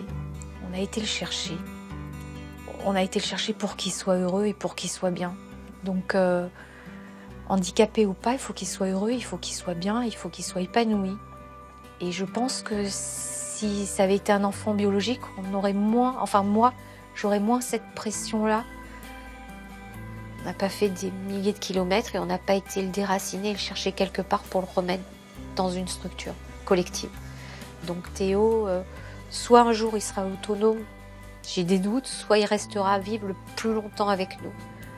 Et le jour où il faudra vraiment qu'il soit, entre guillemets, placé, c'est que soit on est sénile, soit on a Alzheimer, soit on est mort, soit je ne sais pas. Mais On peut plus tout court, mais c'est vrai que on c'est- sait qu'on tu seras avec nous pour un moment. Et on fera tout pour, effectivement. On aurait dû l'appeler Tanguy. Tanguy, ouais. À savoir ça, on aurait dû l'appeler Tanguy.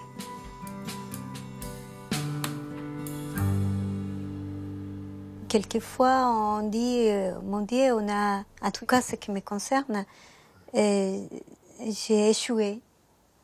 J'ai échoué parce que je ne sais pas qu'est-ce qui va devenir. Elle n'est plus avec nous. On l'aime. Et il faut qu'il soit très clair, on l'aime. Et sinon, on ne ferait pas autant de choses. Hein. On l'aime et ce qu'on veut, c'est qu'il soit bien dans sa peau. Peu importe ce qu'il va devenir, mais qu'il ait un travail, qu'il puisse s'épanouir comme femme, comme personne. J'espère qu'il sent notre amour et qu'il se sent appuyé par nous, comme son frère. Et on parle très peu de son frère.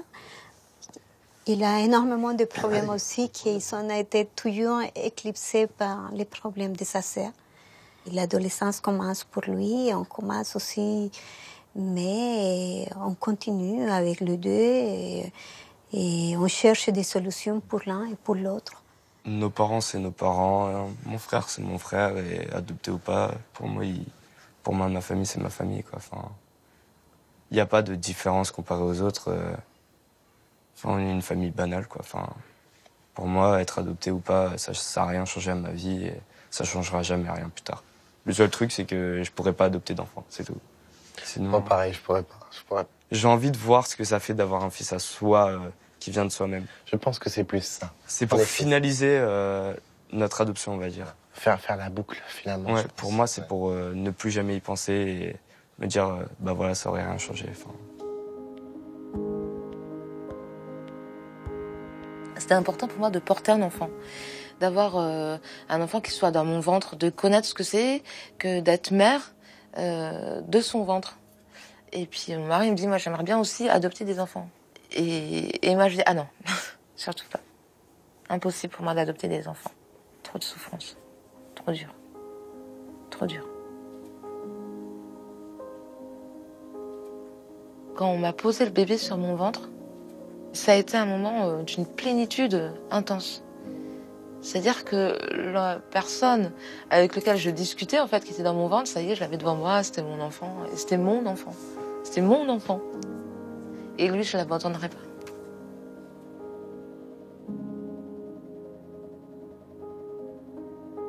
L'adoption, c'est un voyage. Hein. Mais c'est un voyage... C'est un voyage avec soi et un voyage avec l'enfant, quoi. Il faut le prendre comme il est, l'enfant, et qu'il ne faut jamais lâcher. C'est une sacrée randonnée, quoi. C'est ça que j'ai envie de dire. C'est une sacrée randonnée, ouais.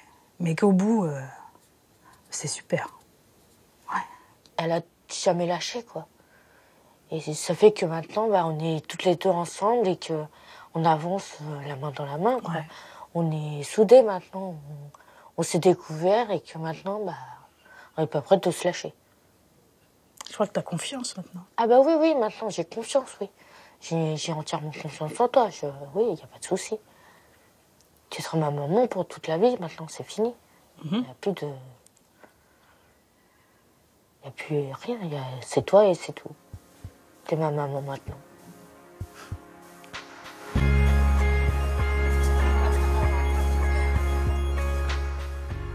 Voilà, beaucoup d'émotions, beaucoup de souffrances, beaucoup de violence parfois, même dans ces témoignages, mais aussi beaucoup de dignité, de tendresse et d'amour au travers des confidences de ses parents et de ses enfants. Alors on vient de le voir, l'adoption est un chemin de vie tortueux et douloureux. Comment s'y préparer?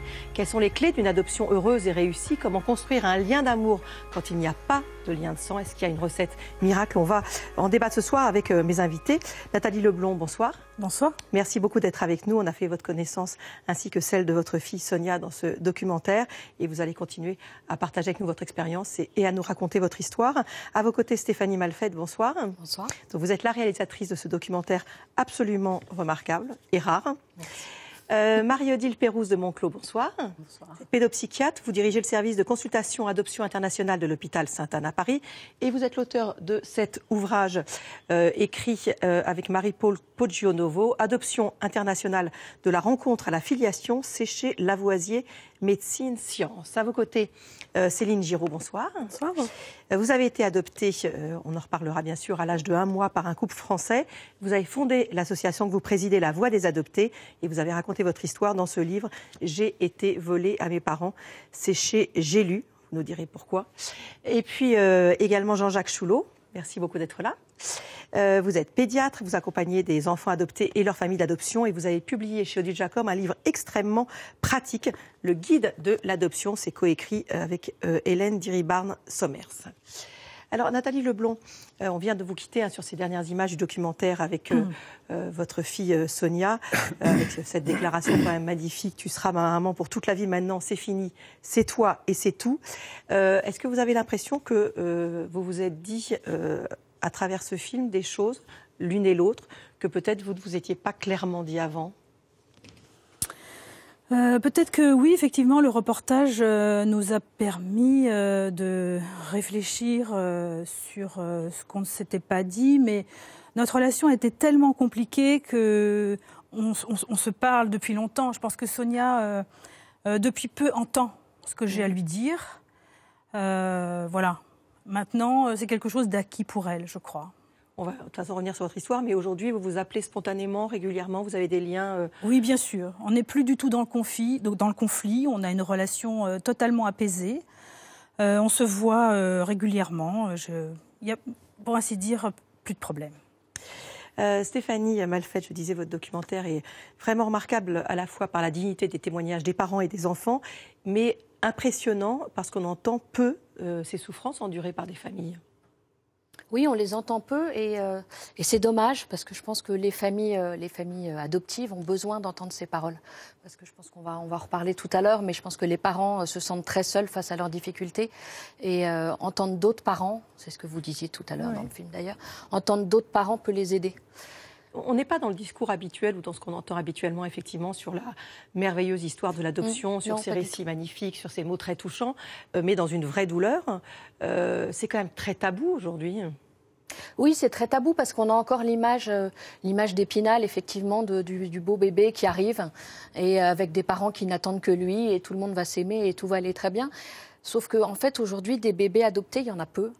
Parce que l'adoption internationale s'est beaucoup réduite et que du coup les enfants qu'on peut adopter aujourd'hui sont des enfants qui sont des enfants grands, c'est des enfants qui sont handicapés, c'est des enfants qui arrivent en fratrie, donc c'est difficile. Et puis surtout, c'est des enfants qui ont vécu beaucoup de traumatismes avant leur arrivée. Pas seulement le traumatisme de l'abandon, mais aussi des conditions de vie qu'ils ont pu avoir avant d'arriver. Et tout ça fait que c'est des enfants qui arrivent pas comme un nouveau-né, qui arrivent avec tout un bagage que les parents vont devoir gérer. Alors vous le disiez, effectivement, il y a moins d'adoptions aujourd'hui. Ça concerne combien de familles en France aujourd'hui? On a quoi comme chiffre? Alors aujourd'hui, à peu près, il y a 16 000 familles qui sont en attente d'un enfant. Et il y a à peu près 1600 adoptions par an, moitié adoption internationale et moitié adoption France. En 10 ans, le nombre d'adoptions internationales a baissé de 80%. On a une explication? Oui, c'est parce qu'il y a la Convention de La Haye qui a été signée par la plupart des pays maintenant et qui fait que les pays doivent privilégier l'adoption nationale. C'est la seule chose qui explique cette baisse impressionnante. Voilà. Et ce qui fait que, du coup, pour l'adoption internationale, ce sont des enfants grands, des enfants qui vont être forcément plus difficiles à élever. Céline Giraud, vous avez été vous-même donc adoptée, je le disais, à l'âge d'un mois, c'est plutôt 16 jours, c'est ça Oui, voilà. Est-ce que vous êtes reconnue dans la parole de certains de ces témoins? Oui, bien sûr, bien sûr. Dans la souffrance, dans la difficulté Je pense dans les questions que je me posais, dans des moments qui ont pu être un peu plus compliqués que d'autres, et dans le sentiment de différence, dans cette douleur, ce vide, des fois, qu'on ressent, qu'on ne sait pas identifier ou clairement identifier. Ce sentiment de différence, il est lié au fait que vous étiez une enfant qui venait de l'étranger et que du coup, enfant, adolescente, ça a été aussi difficile à cause de ça, par rapport aux autres enfants, éventuellement en classe? Non, je pense que c'est plus par rapport au fait que j'avais une histoire qui n'était pas comme les autres et que je ne pouvais pas dire moi aussi, je sais à quelle heure je suis née ou toutes ces choses comme ça. Et puis par rapport à la famille aussi, hein, parce qu'on est regardé. On n'a pas une famille comme les autres, surtout que moi, mon type, voilà, est visible. Donc par rapport à mes parents qui sont d'un type très européen, mon frère qui est asiatique. Ça suscitait des remarques, ça? Oui, enfin des remarques, des questions, des interrogations, des maladresses. Et toujours cette impression de devoir se justifier. Docteur Pérouse de Monclos, donc vous dirigez un service à l'hôpital Sainte-Anne à Paris. Vous accompagnez dans ce service 500 familles. Les parents qui viennent vous consulter, est-ce qu'ils arrivent facilement à dire les difficultés, les doutes, donc des choses qui sont pas très faciles à exprimer? Alors effectivement, on a plus de 500 familles adoptives qui sont suivies dans notre service. Et je crois que c'est justement le lieu où les difficultés peuvent se parler. Parce que, effectivement, comme ça a été dit tout à l'heure, c'est assez culpabilisant pour les parents de dire qu'ils ont des difficultés après un parcours d'attente pendant parfois des années pour pouvoir adopter, souvent avec l'échec d'une parentalité biologique, un parcours de procréation médicalement assistée qui a souvent échoué. Et on a des parents qui arrivent assez traumatisés suite à tout ce parcours à l'adoption. Dans une espérance, je veux dire, de création de famille, le plus souvent, alors même si quelquefois il y a des enfants biologiques avant, hein, mais... Et donc, effectivement, c'est vraiment le lieu où les parents peuvent parler de leurs difficultés. Mais comment ils arrivent chez vous, les parents? Par qui? Alors, par des biais extrêmement variés. Nous travaillons beaucoup avec les pédiatres donc spécialistes dans l'adoption, par l'Agence française pour l'adoption, par les OA, par maintenant aussi le réseau des familles adoptives qui nous connaissent et qui savent que c'est un lieu où on leur donne aussi des outils pour mieux comprendre le parcours de leur enfant et surtout pour décrypter les comportements de l'enfant et surtout ses besoins affectifs. Parce on les attend avec bienveillance, on imagine aussi ce qui est difficile. Voilà, tout à fait. Toutes les difficultés qu'on a évoquées là tout à l'heure, en fait, nous, on les appelle des malentendus affectifs. C'est-à-dire que souvent, les parents n'ont pas les outils pour décrypter le comportement et savoir quelle est la réelle demande affective de l'enfant. Ou bien, le plus souvent, les enfants ne savent pas exprimer une demande parce que tout simplement, auparavant, dans leurs premières années, eh bien, ils n'ont jamais été entendus dans leurs besoins affectifs. Et donc, ils ont réprimé cette demande. Ils ne savent pas demander, ou bien ils le demandent de manière exagérée, soit sous forme de crise, soit sous forme de colère, qui décontenance complètement les parents. Je vais en venir tout de suite à vous, docteur Choulot, mais je voudrais vous faire réagir, Nathalie Leblanc, quand vous dites il y a des choses tout d'un coup qui font sens, en fait. C'est quand vous avez compris que votre fille, avec qui c'était extrêmement difficile et douloureux, en fait, était dans un conflit de loyauté vis-à-vis de sa mère biologique et que c'était pas lié à vous, que c'était pas lié à votre comportement ou à votre façon d'aimer, que tout d'un coup, pour vous au moins, vous êtes déculpabilisée? Moi, ce qui m'a déculpabilisée, c'est quand j'ai trouvé une association où, en lisant les articles et en rencontrant les gens, je me suis aperçue qu'effectivement, je n'étais pas seule et que d'autres familles comme moi qui avaient adopté des enfants étaient aussi en grande difficulté. Et comme j'ai dit dans le film, le fait de savoir que je n'étais pas responsable des troubles de mon enfant et de cette violence, eh bien, ça m'a déculpabilisée tout de suite. C'était instantané, quoi. Docteur Choulot, vous êtes donc un spécialiste de l'adoption. Vous avez même créé la première consultation en France, il y a presque 30 ans. Des paroles comme par exemple celle de Paulette dans le documentaire qui confie qu'à certains moments, elle a pensé vraiment que l'adoption avait gâché sa vie. Donc ça fait 30 ans que vous travaillez là-dessus. Est-ce qu'aujourd'hui, vous entendez ces choses-là que vous n'entendiez pas il y a 30 ans, qui n'étaient pas verbalisables ? Alors, ce film est remarquable. Ce film est remarquable. Je suis en plein accord avec tout ce qui est dit dans ce film et je rends hommage aux parents et aux jeunes qui ont témoigné de leur parcours. Ce film montre les grosses difficultés d'adoption. On est bien d'accord que beaucoup d'adoptions, la majorité des adoptions, c'est pas ce parcours. La majorité des adoptions, c'est des adoptions qui se passent bien et où on n'est pas forcément très très différent d'une filiation biologique. Il reste que la filiation adoptive est une filiation à risque. La filiation adoptive d'un enfant adopté à l'étranger est probablement un peu plus à risque.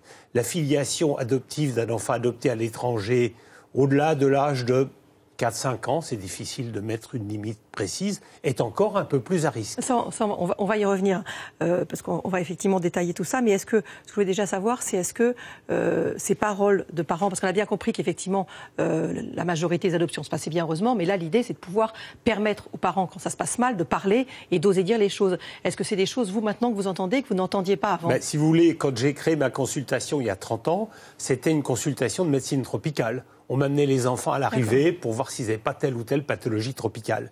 Et puis maintenant, je vois rarement cette situation. Maintenant, ça s'est transformé en une consultation, pour simplifier les choses, on va dire de psychiatrie. De psychiatrie, de relationnel, de difficultés éducatives, d'éducation aux parents à dire des choses qu'il faut dire et des choses qu'il ne faut pas dire, de formation des parents à la parentalité adoptive. Ce n'est pas la même parentalité que la parentalité biologique. Oui, en 30 ans, le recrutement des familles que je reçois a considérablement changé. Considérablement. On va revenir évidemment à ce que vous disiez tout à l'heure. On va d'abord revoir un extrait du documentaire, entendre le témoignage de Barbara. Elle avait 4 ans quand ses parents adoptifs sont venus la chercher au Chili. Pour elle, ce jour-là, tout son univers s'est écroulé. Écoutez-la. La première fois que mes parents sont arrivés, ma mère est arrivée avec un beau manteau de fourrure. Mon père qui était habillé aussi de façon très classe. En fait, c'est juste qui sont ces gens. Et puis, ils ont des yeux que pour vous. Ils ne font que vous regarder un regard... On sait. En fait, on sait que c'est pour nous. En fait, c'est... Voilà. On sait que c'est le tour arrive de quelque chose qui va tout ébranler. Et qui, quand on y pense, ébranle encore un peu. Je ne sais pas pourquoi. Et donc, du coup, ils sont arrivés avec des poupées, des dinettes, une dinette et tout ça. Et le jour du départ, en fait, alors ils ont fait ça de façon extraordinaire, c'est-à-dire plein de ballons dans une voiture. Donc ça y est, on comprend que là, c'est fini, en fait. On sait à cet instant même que notre vie ne sera plus jamais la même. On le sait de façon instinctive, on ne sait pas ce que c'est. Et donc oui, c'est un petit peu comme si comme une feuille qu'on déchire, en fait.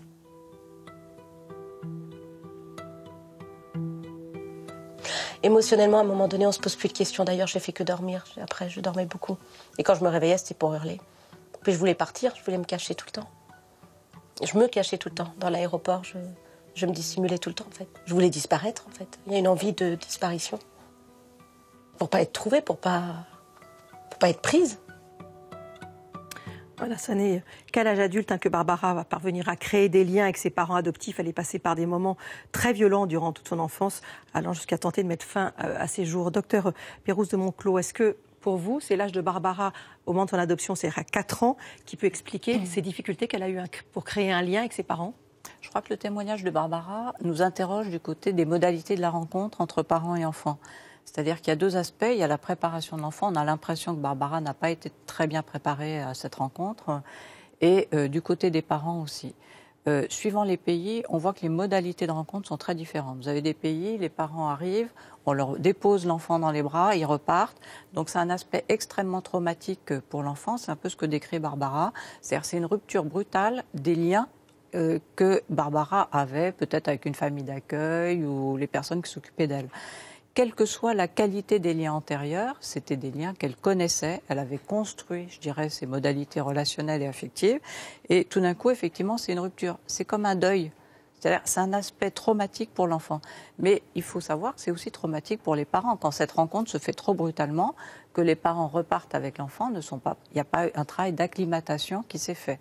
Mais donc, quand même, plus il y a eu d'histoires personnelles de l'enfant avant, plus ça peut être compliqué, on imagine bien. Bien sûr, parce que l'enfant, alors, en général, à 4 ans, ils ont non seulement eu une expérience, mais plusieurs expériences, avec quelquefois quelques mois passés dans la famille biologique, voire abandon à la naissance, quelquefois déplacement à l'hôpital, ensuite en orphelinat ou en famille d'accueil. Et ce sont des enfants qui s'agrippent finalement aux relations qui leur sont proposées, du fait de leurs besoins affectifs d'attachement. Et l'adoption est une nouvelle rupture finalement, alors qu'ils ont déjà subi des ruptures antérieures. Et le traumatisme vient de cette répétition des ruptures. Dans votre expérience, Jean-Jacques Choulot, est-ce que, effectivement, plus l'enfant est adopté jeune, plus c'est simple ou pas? Oui, plus l'enfant est adopté jeune, plus c'est simple. Il y a de graves difficultés aussi chez des enfants adoptés très jeunes. Il y a aussi des enfants adoptés très tard pour lesquels il n'y a pas de difficulté. Mais enfin, globalement, c'est vrai. Je suis tout à fait d'accord avec ce qui vient d'être dit. Des éléments extrêmement délétères, ce sont les ruptures multiples. C'est-à-dire l'enfant qui a été un temps avec sa mère, confié à une grand-mère, confié à une voisine, confié à un orphelinat, changé d'orphelinat, voire, hélas, ce qui se produit dans certains pays, des adoptions à l'essai, où l'enfant a été pris par des personnes, un couple du pays, ça se fait en Russie par exemple, qui a été pris par un couple du pays, l'enfant n'a pas fait l'affaire, il a été ramené à l'orphelinat. Comment voulez-vous que cet enfant ait confiance dans l'adulte? Les parents ont beau dire on était parents pour toujours, on t'aime, on t'adore, mais l'enfant il se protège, il veut pas s'attacher affectivement parce qu'il craint bien qu'on le ramène quelque part, qu'on le ramène à l'orphelinat. Les ruptures multiples, c'est extrêmement délétère. Alors il se trouve que âge élevé et ruptures multiples, ça va souvent avec. Bien sûr. Est-ce que c'est ça qui empêche de créer ce fameux lien d'attachement et est-ce que c'est ça qui est essentiel dans ces histoires d'adoption? Oui, parce que... C'est une notion relativement récente. Hein, oui, la première année est vraiment l'année où se constitue le lien d'attachement normalement chez un enfant qui est élevé par ses parents ou par, je dirais, ce qu'on appelle un caregiver, la personne qui va s'en occuper de manière suffisamment continue. Donc, quand il y a des ruptures, au moment où le lien se crée, au bout de 2, 3, 4 mois, l'enfant vit des deuils répétés et perd confiance. C'est-à-dire qu'il développe des stratégies adaptatives à ces ruptures répétées, c'est-à-dire qu'il ne s'attache plus. En tout cas, il n'exprime plus ses besoins d'attachement. Ou alors, on a des enfants qui ont été en institution, qui n'ont créé aucune relation privilégiée, qui ont une succession d'intervenants qui s'occupent d'eux. Et là, ça crée ce qu'on appelle des troubles de l'attachement, voire des attachements désorganisés. Et ces troubles de l'attachement se traduisent par des manifestations de comportement. Par exemple, il y a ce qui est typique chez des enfants institutionnalisés, c'est ce qu'on appelle la sociabilité indiscriminée. Qu'est-ce que ça veut dire?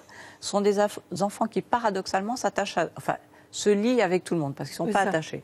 Mais ils se lient avec tout le monde, ils sont absolument très sympathiques, donc les parents sont absolument ravis quand ils arrivent. Il m'a sauté au cou, il est formidable, etc. Ils m'aiment déjà, sauf qu'ils sautent au cou du boulanger, il n'y a aucun lien fort avec du premier passant dans la rue. Et au bout de quelques mois, ça continue. Donc les parents se disent, mais il ne fait pas la différence entre moi qui m'en occupe au quotidien, qui lui donne tant d'amour, qui l'a attendu depuis aussi longtemps, et la dame qui vient faire le ménage une fois par semaine chez nous. Donc là, les malentendus commencent. Et la souffrance. Et la souffrance. Et donc, si on n'intervient pas à ce moment-là pour dire aux parents, mais c'est tout à fait normal, c'est spécifique justement des enfants qui ont été en institution, et vous allez avoir une fonction thérapeutique par rapport à ces troubles de l'attachement, ça prendra du temps, ça peut prendre 1 an, 2 ans, 3 ans, mais au bout du compte, c'est vous qui êtes repéré et c'est avec vous que le lien va se créer. Ça apaise tout de suite les crises parce que les risques de rejet sont très importants au bout de quelques mois, sinon.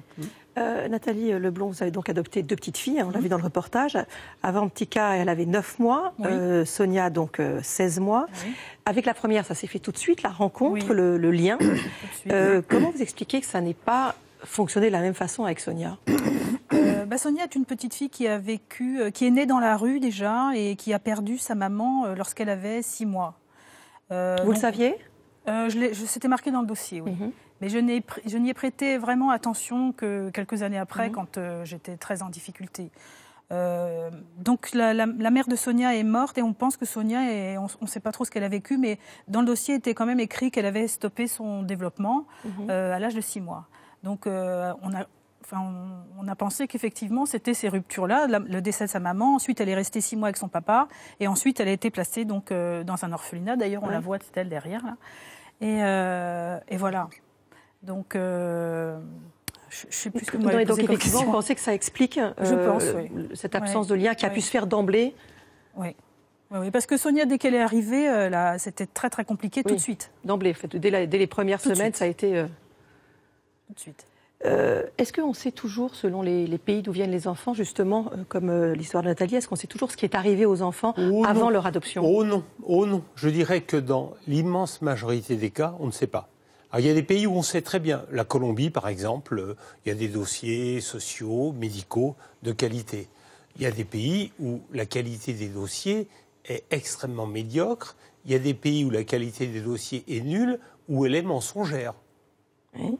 C'est-à-dire que je connais des pays où on écrit dans les dossiers des maladies que l'enfant n'a pas et on cache des maladies que l'enfant a. Dans quel type de pays, vous avez vu ça?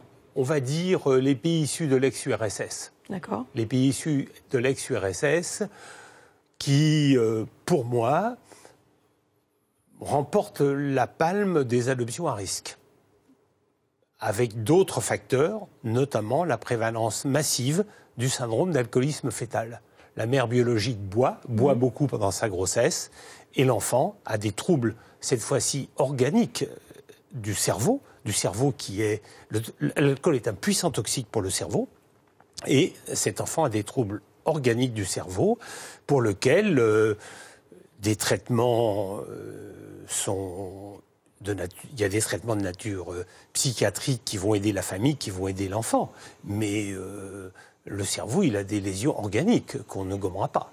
Et est-ce qu'il y a d'autres pays, sans faire de généralité, où on sait que c'est par exemple plus la misère ou plus des violences qui amènent l'abandon? Bien sûr. Par exemple, la misère, c'est Haïti. Haïti ou l'Éthiopie. L'Éthiopie, maintenant, les adoptions sont stoppées depuis l'Éthiopie, mais il y a eu énormément d'adoptions venant de Haïti, et avec de grosses difficultés. C'est généralement la misère qui est à la cause de l'abandon, mais pas toujours. Il y avait d'autres causes. Dans un pays, et il y a également d'autres toxiques qui agissent sur le cerveau. Là, on a beaucoup parlé de problèmes psychiatriques, psychologiques, et là, on peut aussi parler de problèmes organiques. Par exemple, je prends l'exemple de Haïti, mais ce ne vaut pas que pour Haïti. Haïti, il y a la prévalence du saturnisme, c'est-à-dire l'intoxication par le plomb, qui est, dans une étude que j'avais faite à la consultation d'adoption de l'hôpital de Pau, c'est 25% des enfants venant de Haïti, c'est quand même important, qui avaient une intoxication par le plomb, très délétère pour le cerveau. Donc il y a le plomb, il y a l'alcool, et il y a également la dénutrition de la première année de la vie, ou la dénutrition in utero du dernier trimestre de la grossesse. Si un cerveau d'enfant, de nouveau-né, de fœtus n'est pas bien nourri pendant la fin de la grossesse ou dans la première année de la vie, c'est éventuellement des troubles cognitifs qui ne se récupéreront pas. Et on a là la cause d'un certain nombre de difficultés d'adoption. On imagine que pour vous, pour votre prise en charge, c'est essentiel de connaître tout ça. On regarde juste un extrait, on va en reparler tout de suite. L'extrait, c'est le témoignage de Mariam et Damien qui ont adopté Théo en Russie quand il avait 2 ans, avec la garantie qu'il était en bonne santé. Et très vite après son arrivée, Théo va peu à peu manifester des troubles du comportement et personne ne s'en inquiète. Écoutez. Le mot handicap n'est jamais prononcé. Jamais. Donc, on n'y pense pas. Puisque de toute façon, c'était marqué sur le papier, on ne voulait pas d'enfants handicapés. Donc, comme c'est marqué. Oui. Mais enfin, moi, j'étais dans comme c'est marqué sur le papier, Théo, il n'est pas handicapé, on ne veut pas d'enfants handicapés. Donc, Théo n'est pas handicapé. En fait, moi, là où j'ai pris l'impact de handicap, c'est quand il va chez l'orthophoniste, parce qu'elle doit remplir la prise en charge. Et dans le motif de remplir la prise en charge, elle marque handicap mental. C'est un immeuble quand même qui tombe sur la tête. Ça fait super mal. Ça fait très, très, très, très, très mal. Mais c'est là.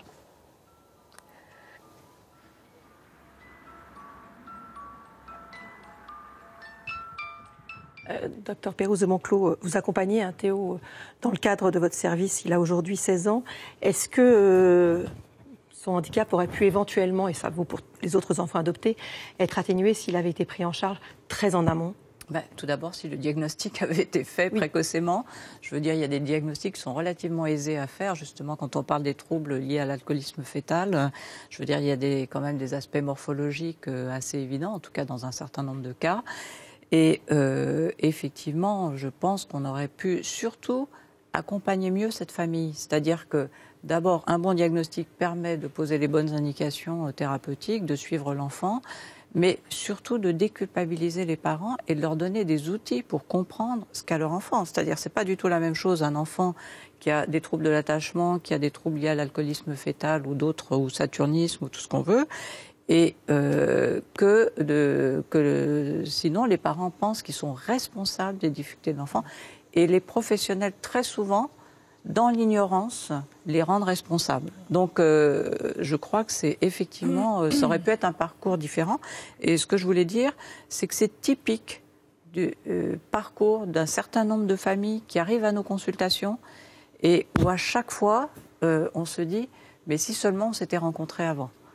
Voilà. Bien sûr. Céline, vous avez fondé donc l'association La Voix des Adoptés, qui accompagne les parents et les enfants. Qu'est-ce que viennent chercher les personnes qui posent la porte de votre association? Ils viennent pourquoi? Ils viennent pour rencontrer d'autres adoptés souvent. Souvent, c'est la première demande. Je n'ai jamais rencontré d'autres adoptés. J'aimerais bien pouvoir parler de mon histoire. Ça, c'est une des premières demandes typiques. Ensuite, il y a le motif de la recherche des origines qui arrive aussi dans des premiers motifs de consultation auprès de notre association. Et donc ils souhaitent savoir comment ça se passe, comment ils peuvent le faire. Alors c'est vrai que nous, l'association, on n'a pas les moyens, je dirais, de les aider techniquement dans leur recherche d'origine, mais on propose un accompagnement par diverses activités. Vous avez créé, on reviendra tout à l'heure, parce que là on parle des enfants, j'allais dire à risque, des enfants fragiles, il y a des parents aussi peut-être éventuellement à risque et fragiles. On va y revenir, je voudrais qu'on raconte votre histoire. Vous avez créé l'association après donc avoir découvert vos origines. Vous avez été victime en fait d'un trafic d'enfants au Pérou, volé à votre mère biologique à l'insu de vos parents adoptifs et de l'association qui a aidé vos parents adoptifs. À quel moment ça a été nécessaire de connaître votre histoire ? Alors moi, c'était au moment de devenir maman. Oui. Voilà, là, je pense que la maternité a bougé beaucoup de choses en moi et m'a fait, en tout cas, réaliser que j'avais envie de connaître ma mère biologique.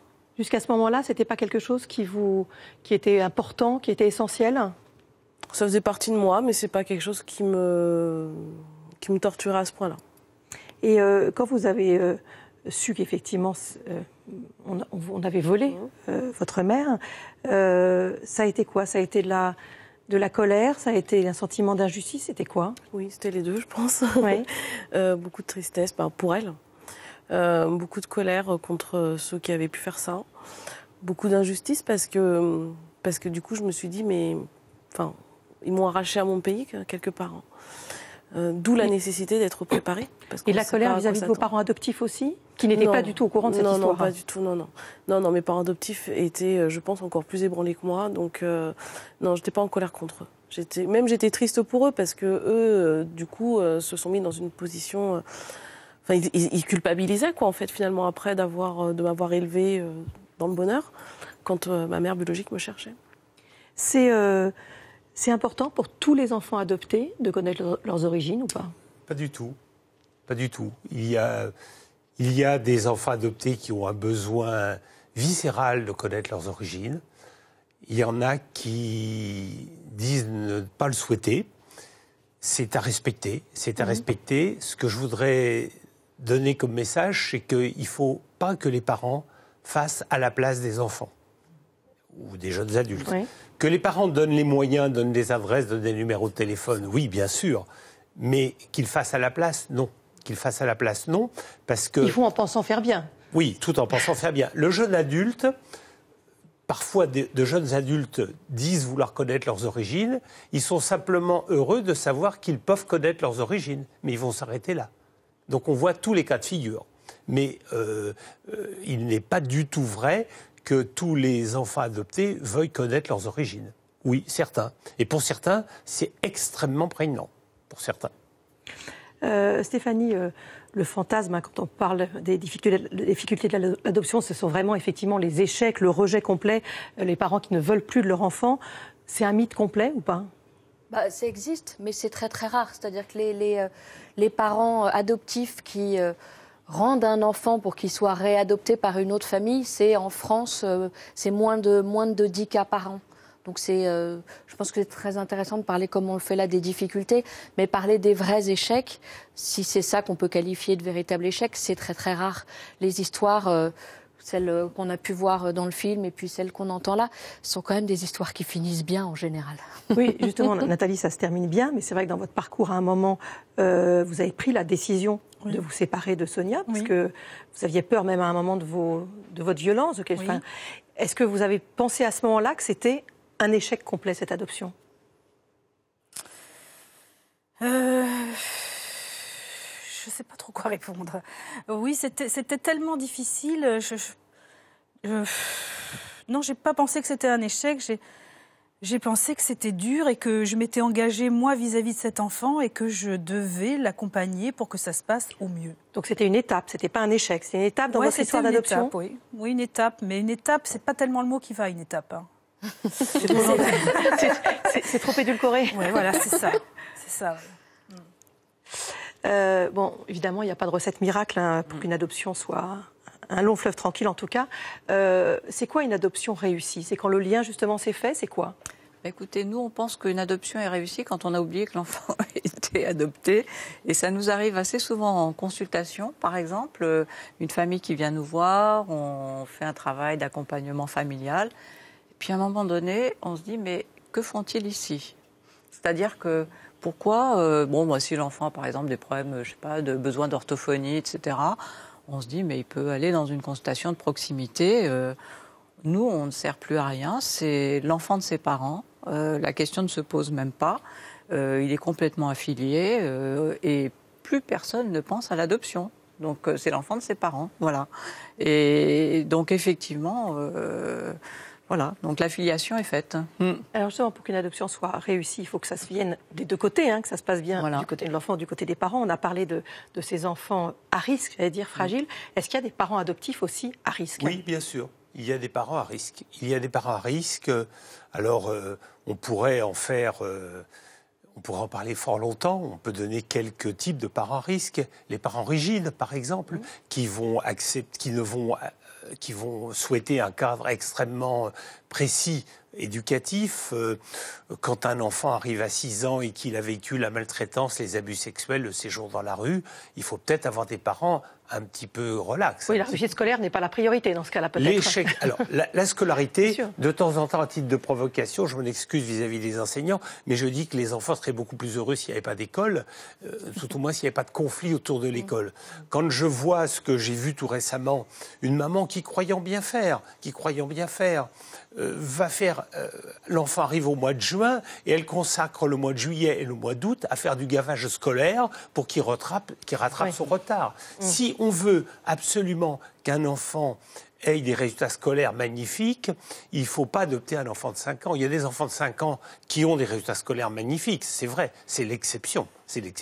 Un enfant qui a vécu dans un milieu non francophone, qui n'a pas été scolarisé, qui a eu un parcours douloureux dans la rue, qui a été maltraité. L'école, ça doit arriver petit à petit. Donc il ne faut pas que les exigences soient trop élevées. Et puis je voudrais aussi très insister sur la nécessité absolue d'une éducation la plus non violente possible. Les gifles, les fessées, ça n'a jamais été intéressant pour qui que ce soit. C'est un échec de l'adulte qui se trouve confronté à un enfant auquel il ne peut rien. Mais, encore plus. Mais là, quand un enfant a été victime de maltraitance, vous imaginez les mauvais souvenirs que ça réactive si les parents se laissent aller à la gifle, à la fessée, au grand cri. Donc là, il y a vraiment une grosse prévention à faire avec les parents. Et alors justement, est-ce que ces parents peuvent être repérés en amont ou pas ? Ces parents à risque éventuellement ?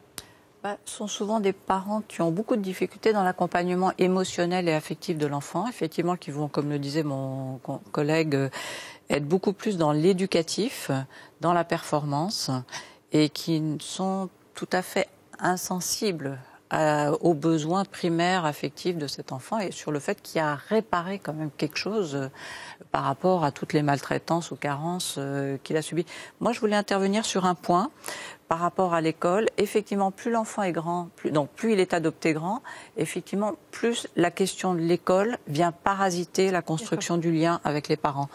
Et on a effectivement un certain nombre de parents qui très vite scolarisent leur enfant pour lui permettre de s'intégrer. Tout d'abord parce qu'il a été aussi à l'orphelinat, donc il aime être avec d'autres enfants, alors que la priorité, c'est construire un lien avec les parents.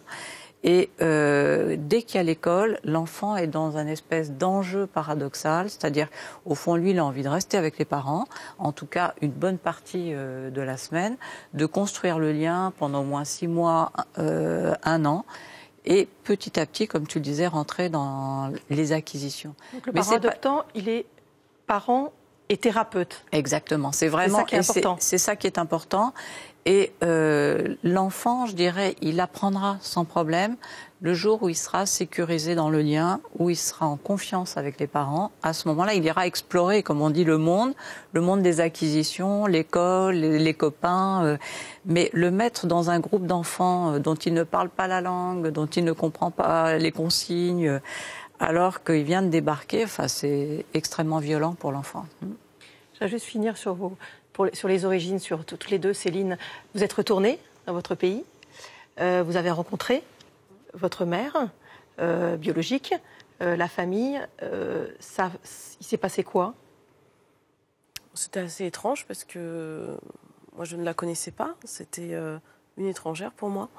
Et puis, elle m'attendait depuis des années, donc c'était très fort pour elle. Et puis, les liens avec elle se sont créés vraiment au fil des années. Je ne peux pas dire que ça a été instantané, ça serait mentir. Et dans tous les cas, une fois avoir retrouvé ma mère biologique, je me suis rendu compte que de toute façon, je ne m'étais jamais sentie aussi proche de mes parents adoptifs. Qui sont donc restés vos parents? Qui sont bien sûr restés mes parents, pour toujours. Et qui sont les grands-parents de vos enfants? Oui. Votre fille, elle exprime le désir de retourner Non. Non? Mes parents ont fait plusieurs fois le voyage en Inde. Je me souviens, je vais vous raconter juste une petite anecdote. J'avais fait dans sa chambre un petit coin de l'Inde pour lui faire plaisir. Et en fait, elle est rentrée un jour de l'école, elle m'a dit « Mais c'est quoi ça ?» Je dis « C'est des souvenirs de l'Inde, de papy et mamie. » Ah non, elle m'a dit « Moi, l'Inde, ça me fait peur, enlève-moi ça, quoi. » Donc, non, elle l'a jamais exprimé. Et elle est la fille de ses parents adoptifs. Voilà. Merci beaucoup d'avoir participé à ce débat, de nous avoir aidé à comprendre comment les liens d'amour peuvent être plus forts que les liens du sang, mais que ça se tisse bien sûr au quotidien, même si c'est un parcours très douloureux, et qu'on comprenne bien que tout ça doit se faire avec un accompagnement très important, le plus tôt possible, effectivement, pour que tout ça soit réussi. Merci encore Stéphanie pour ce documentaire absolument remarquable que vous pourrez revoir, ainsi que notre débat, sur le site internet de France TV. Je vous souhaite pour ma part une excellente fin de soirée sur France 5. Je vous donne rendez-vous la semaine prochaine pour une nouvelle émission du Monde en face. Bonsoir.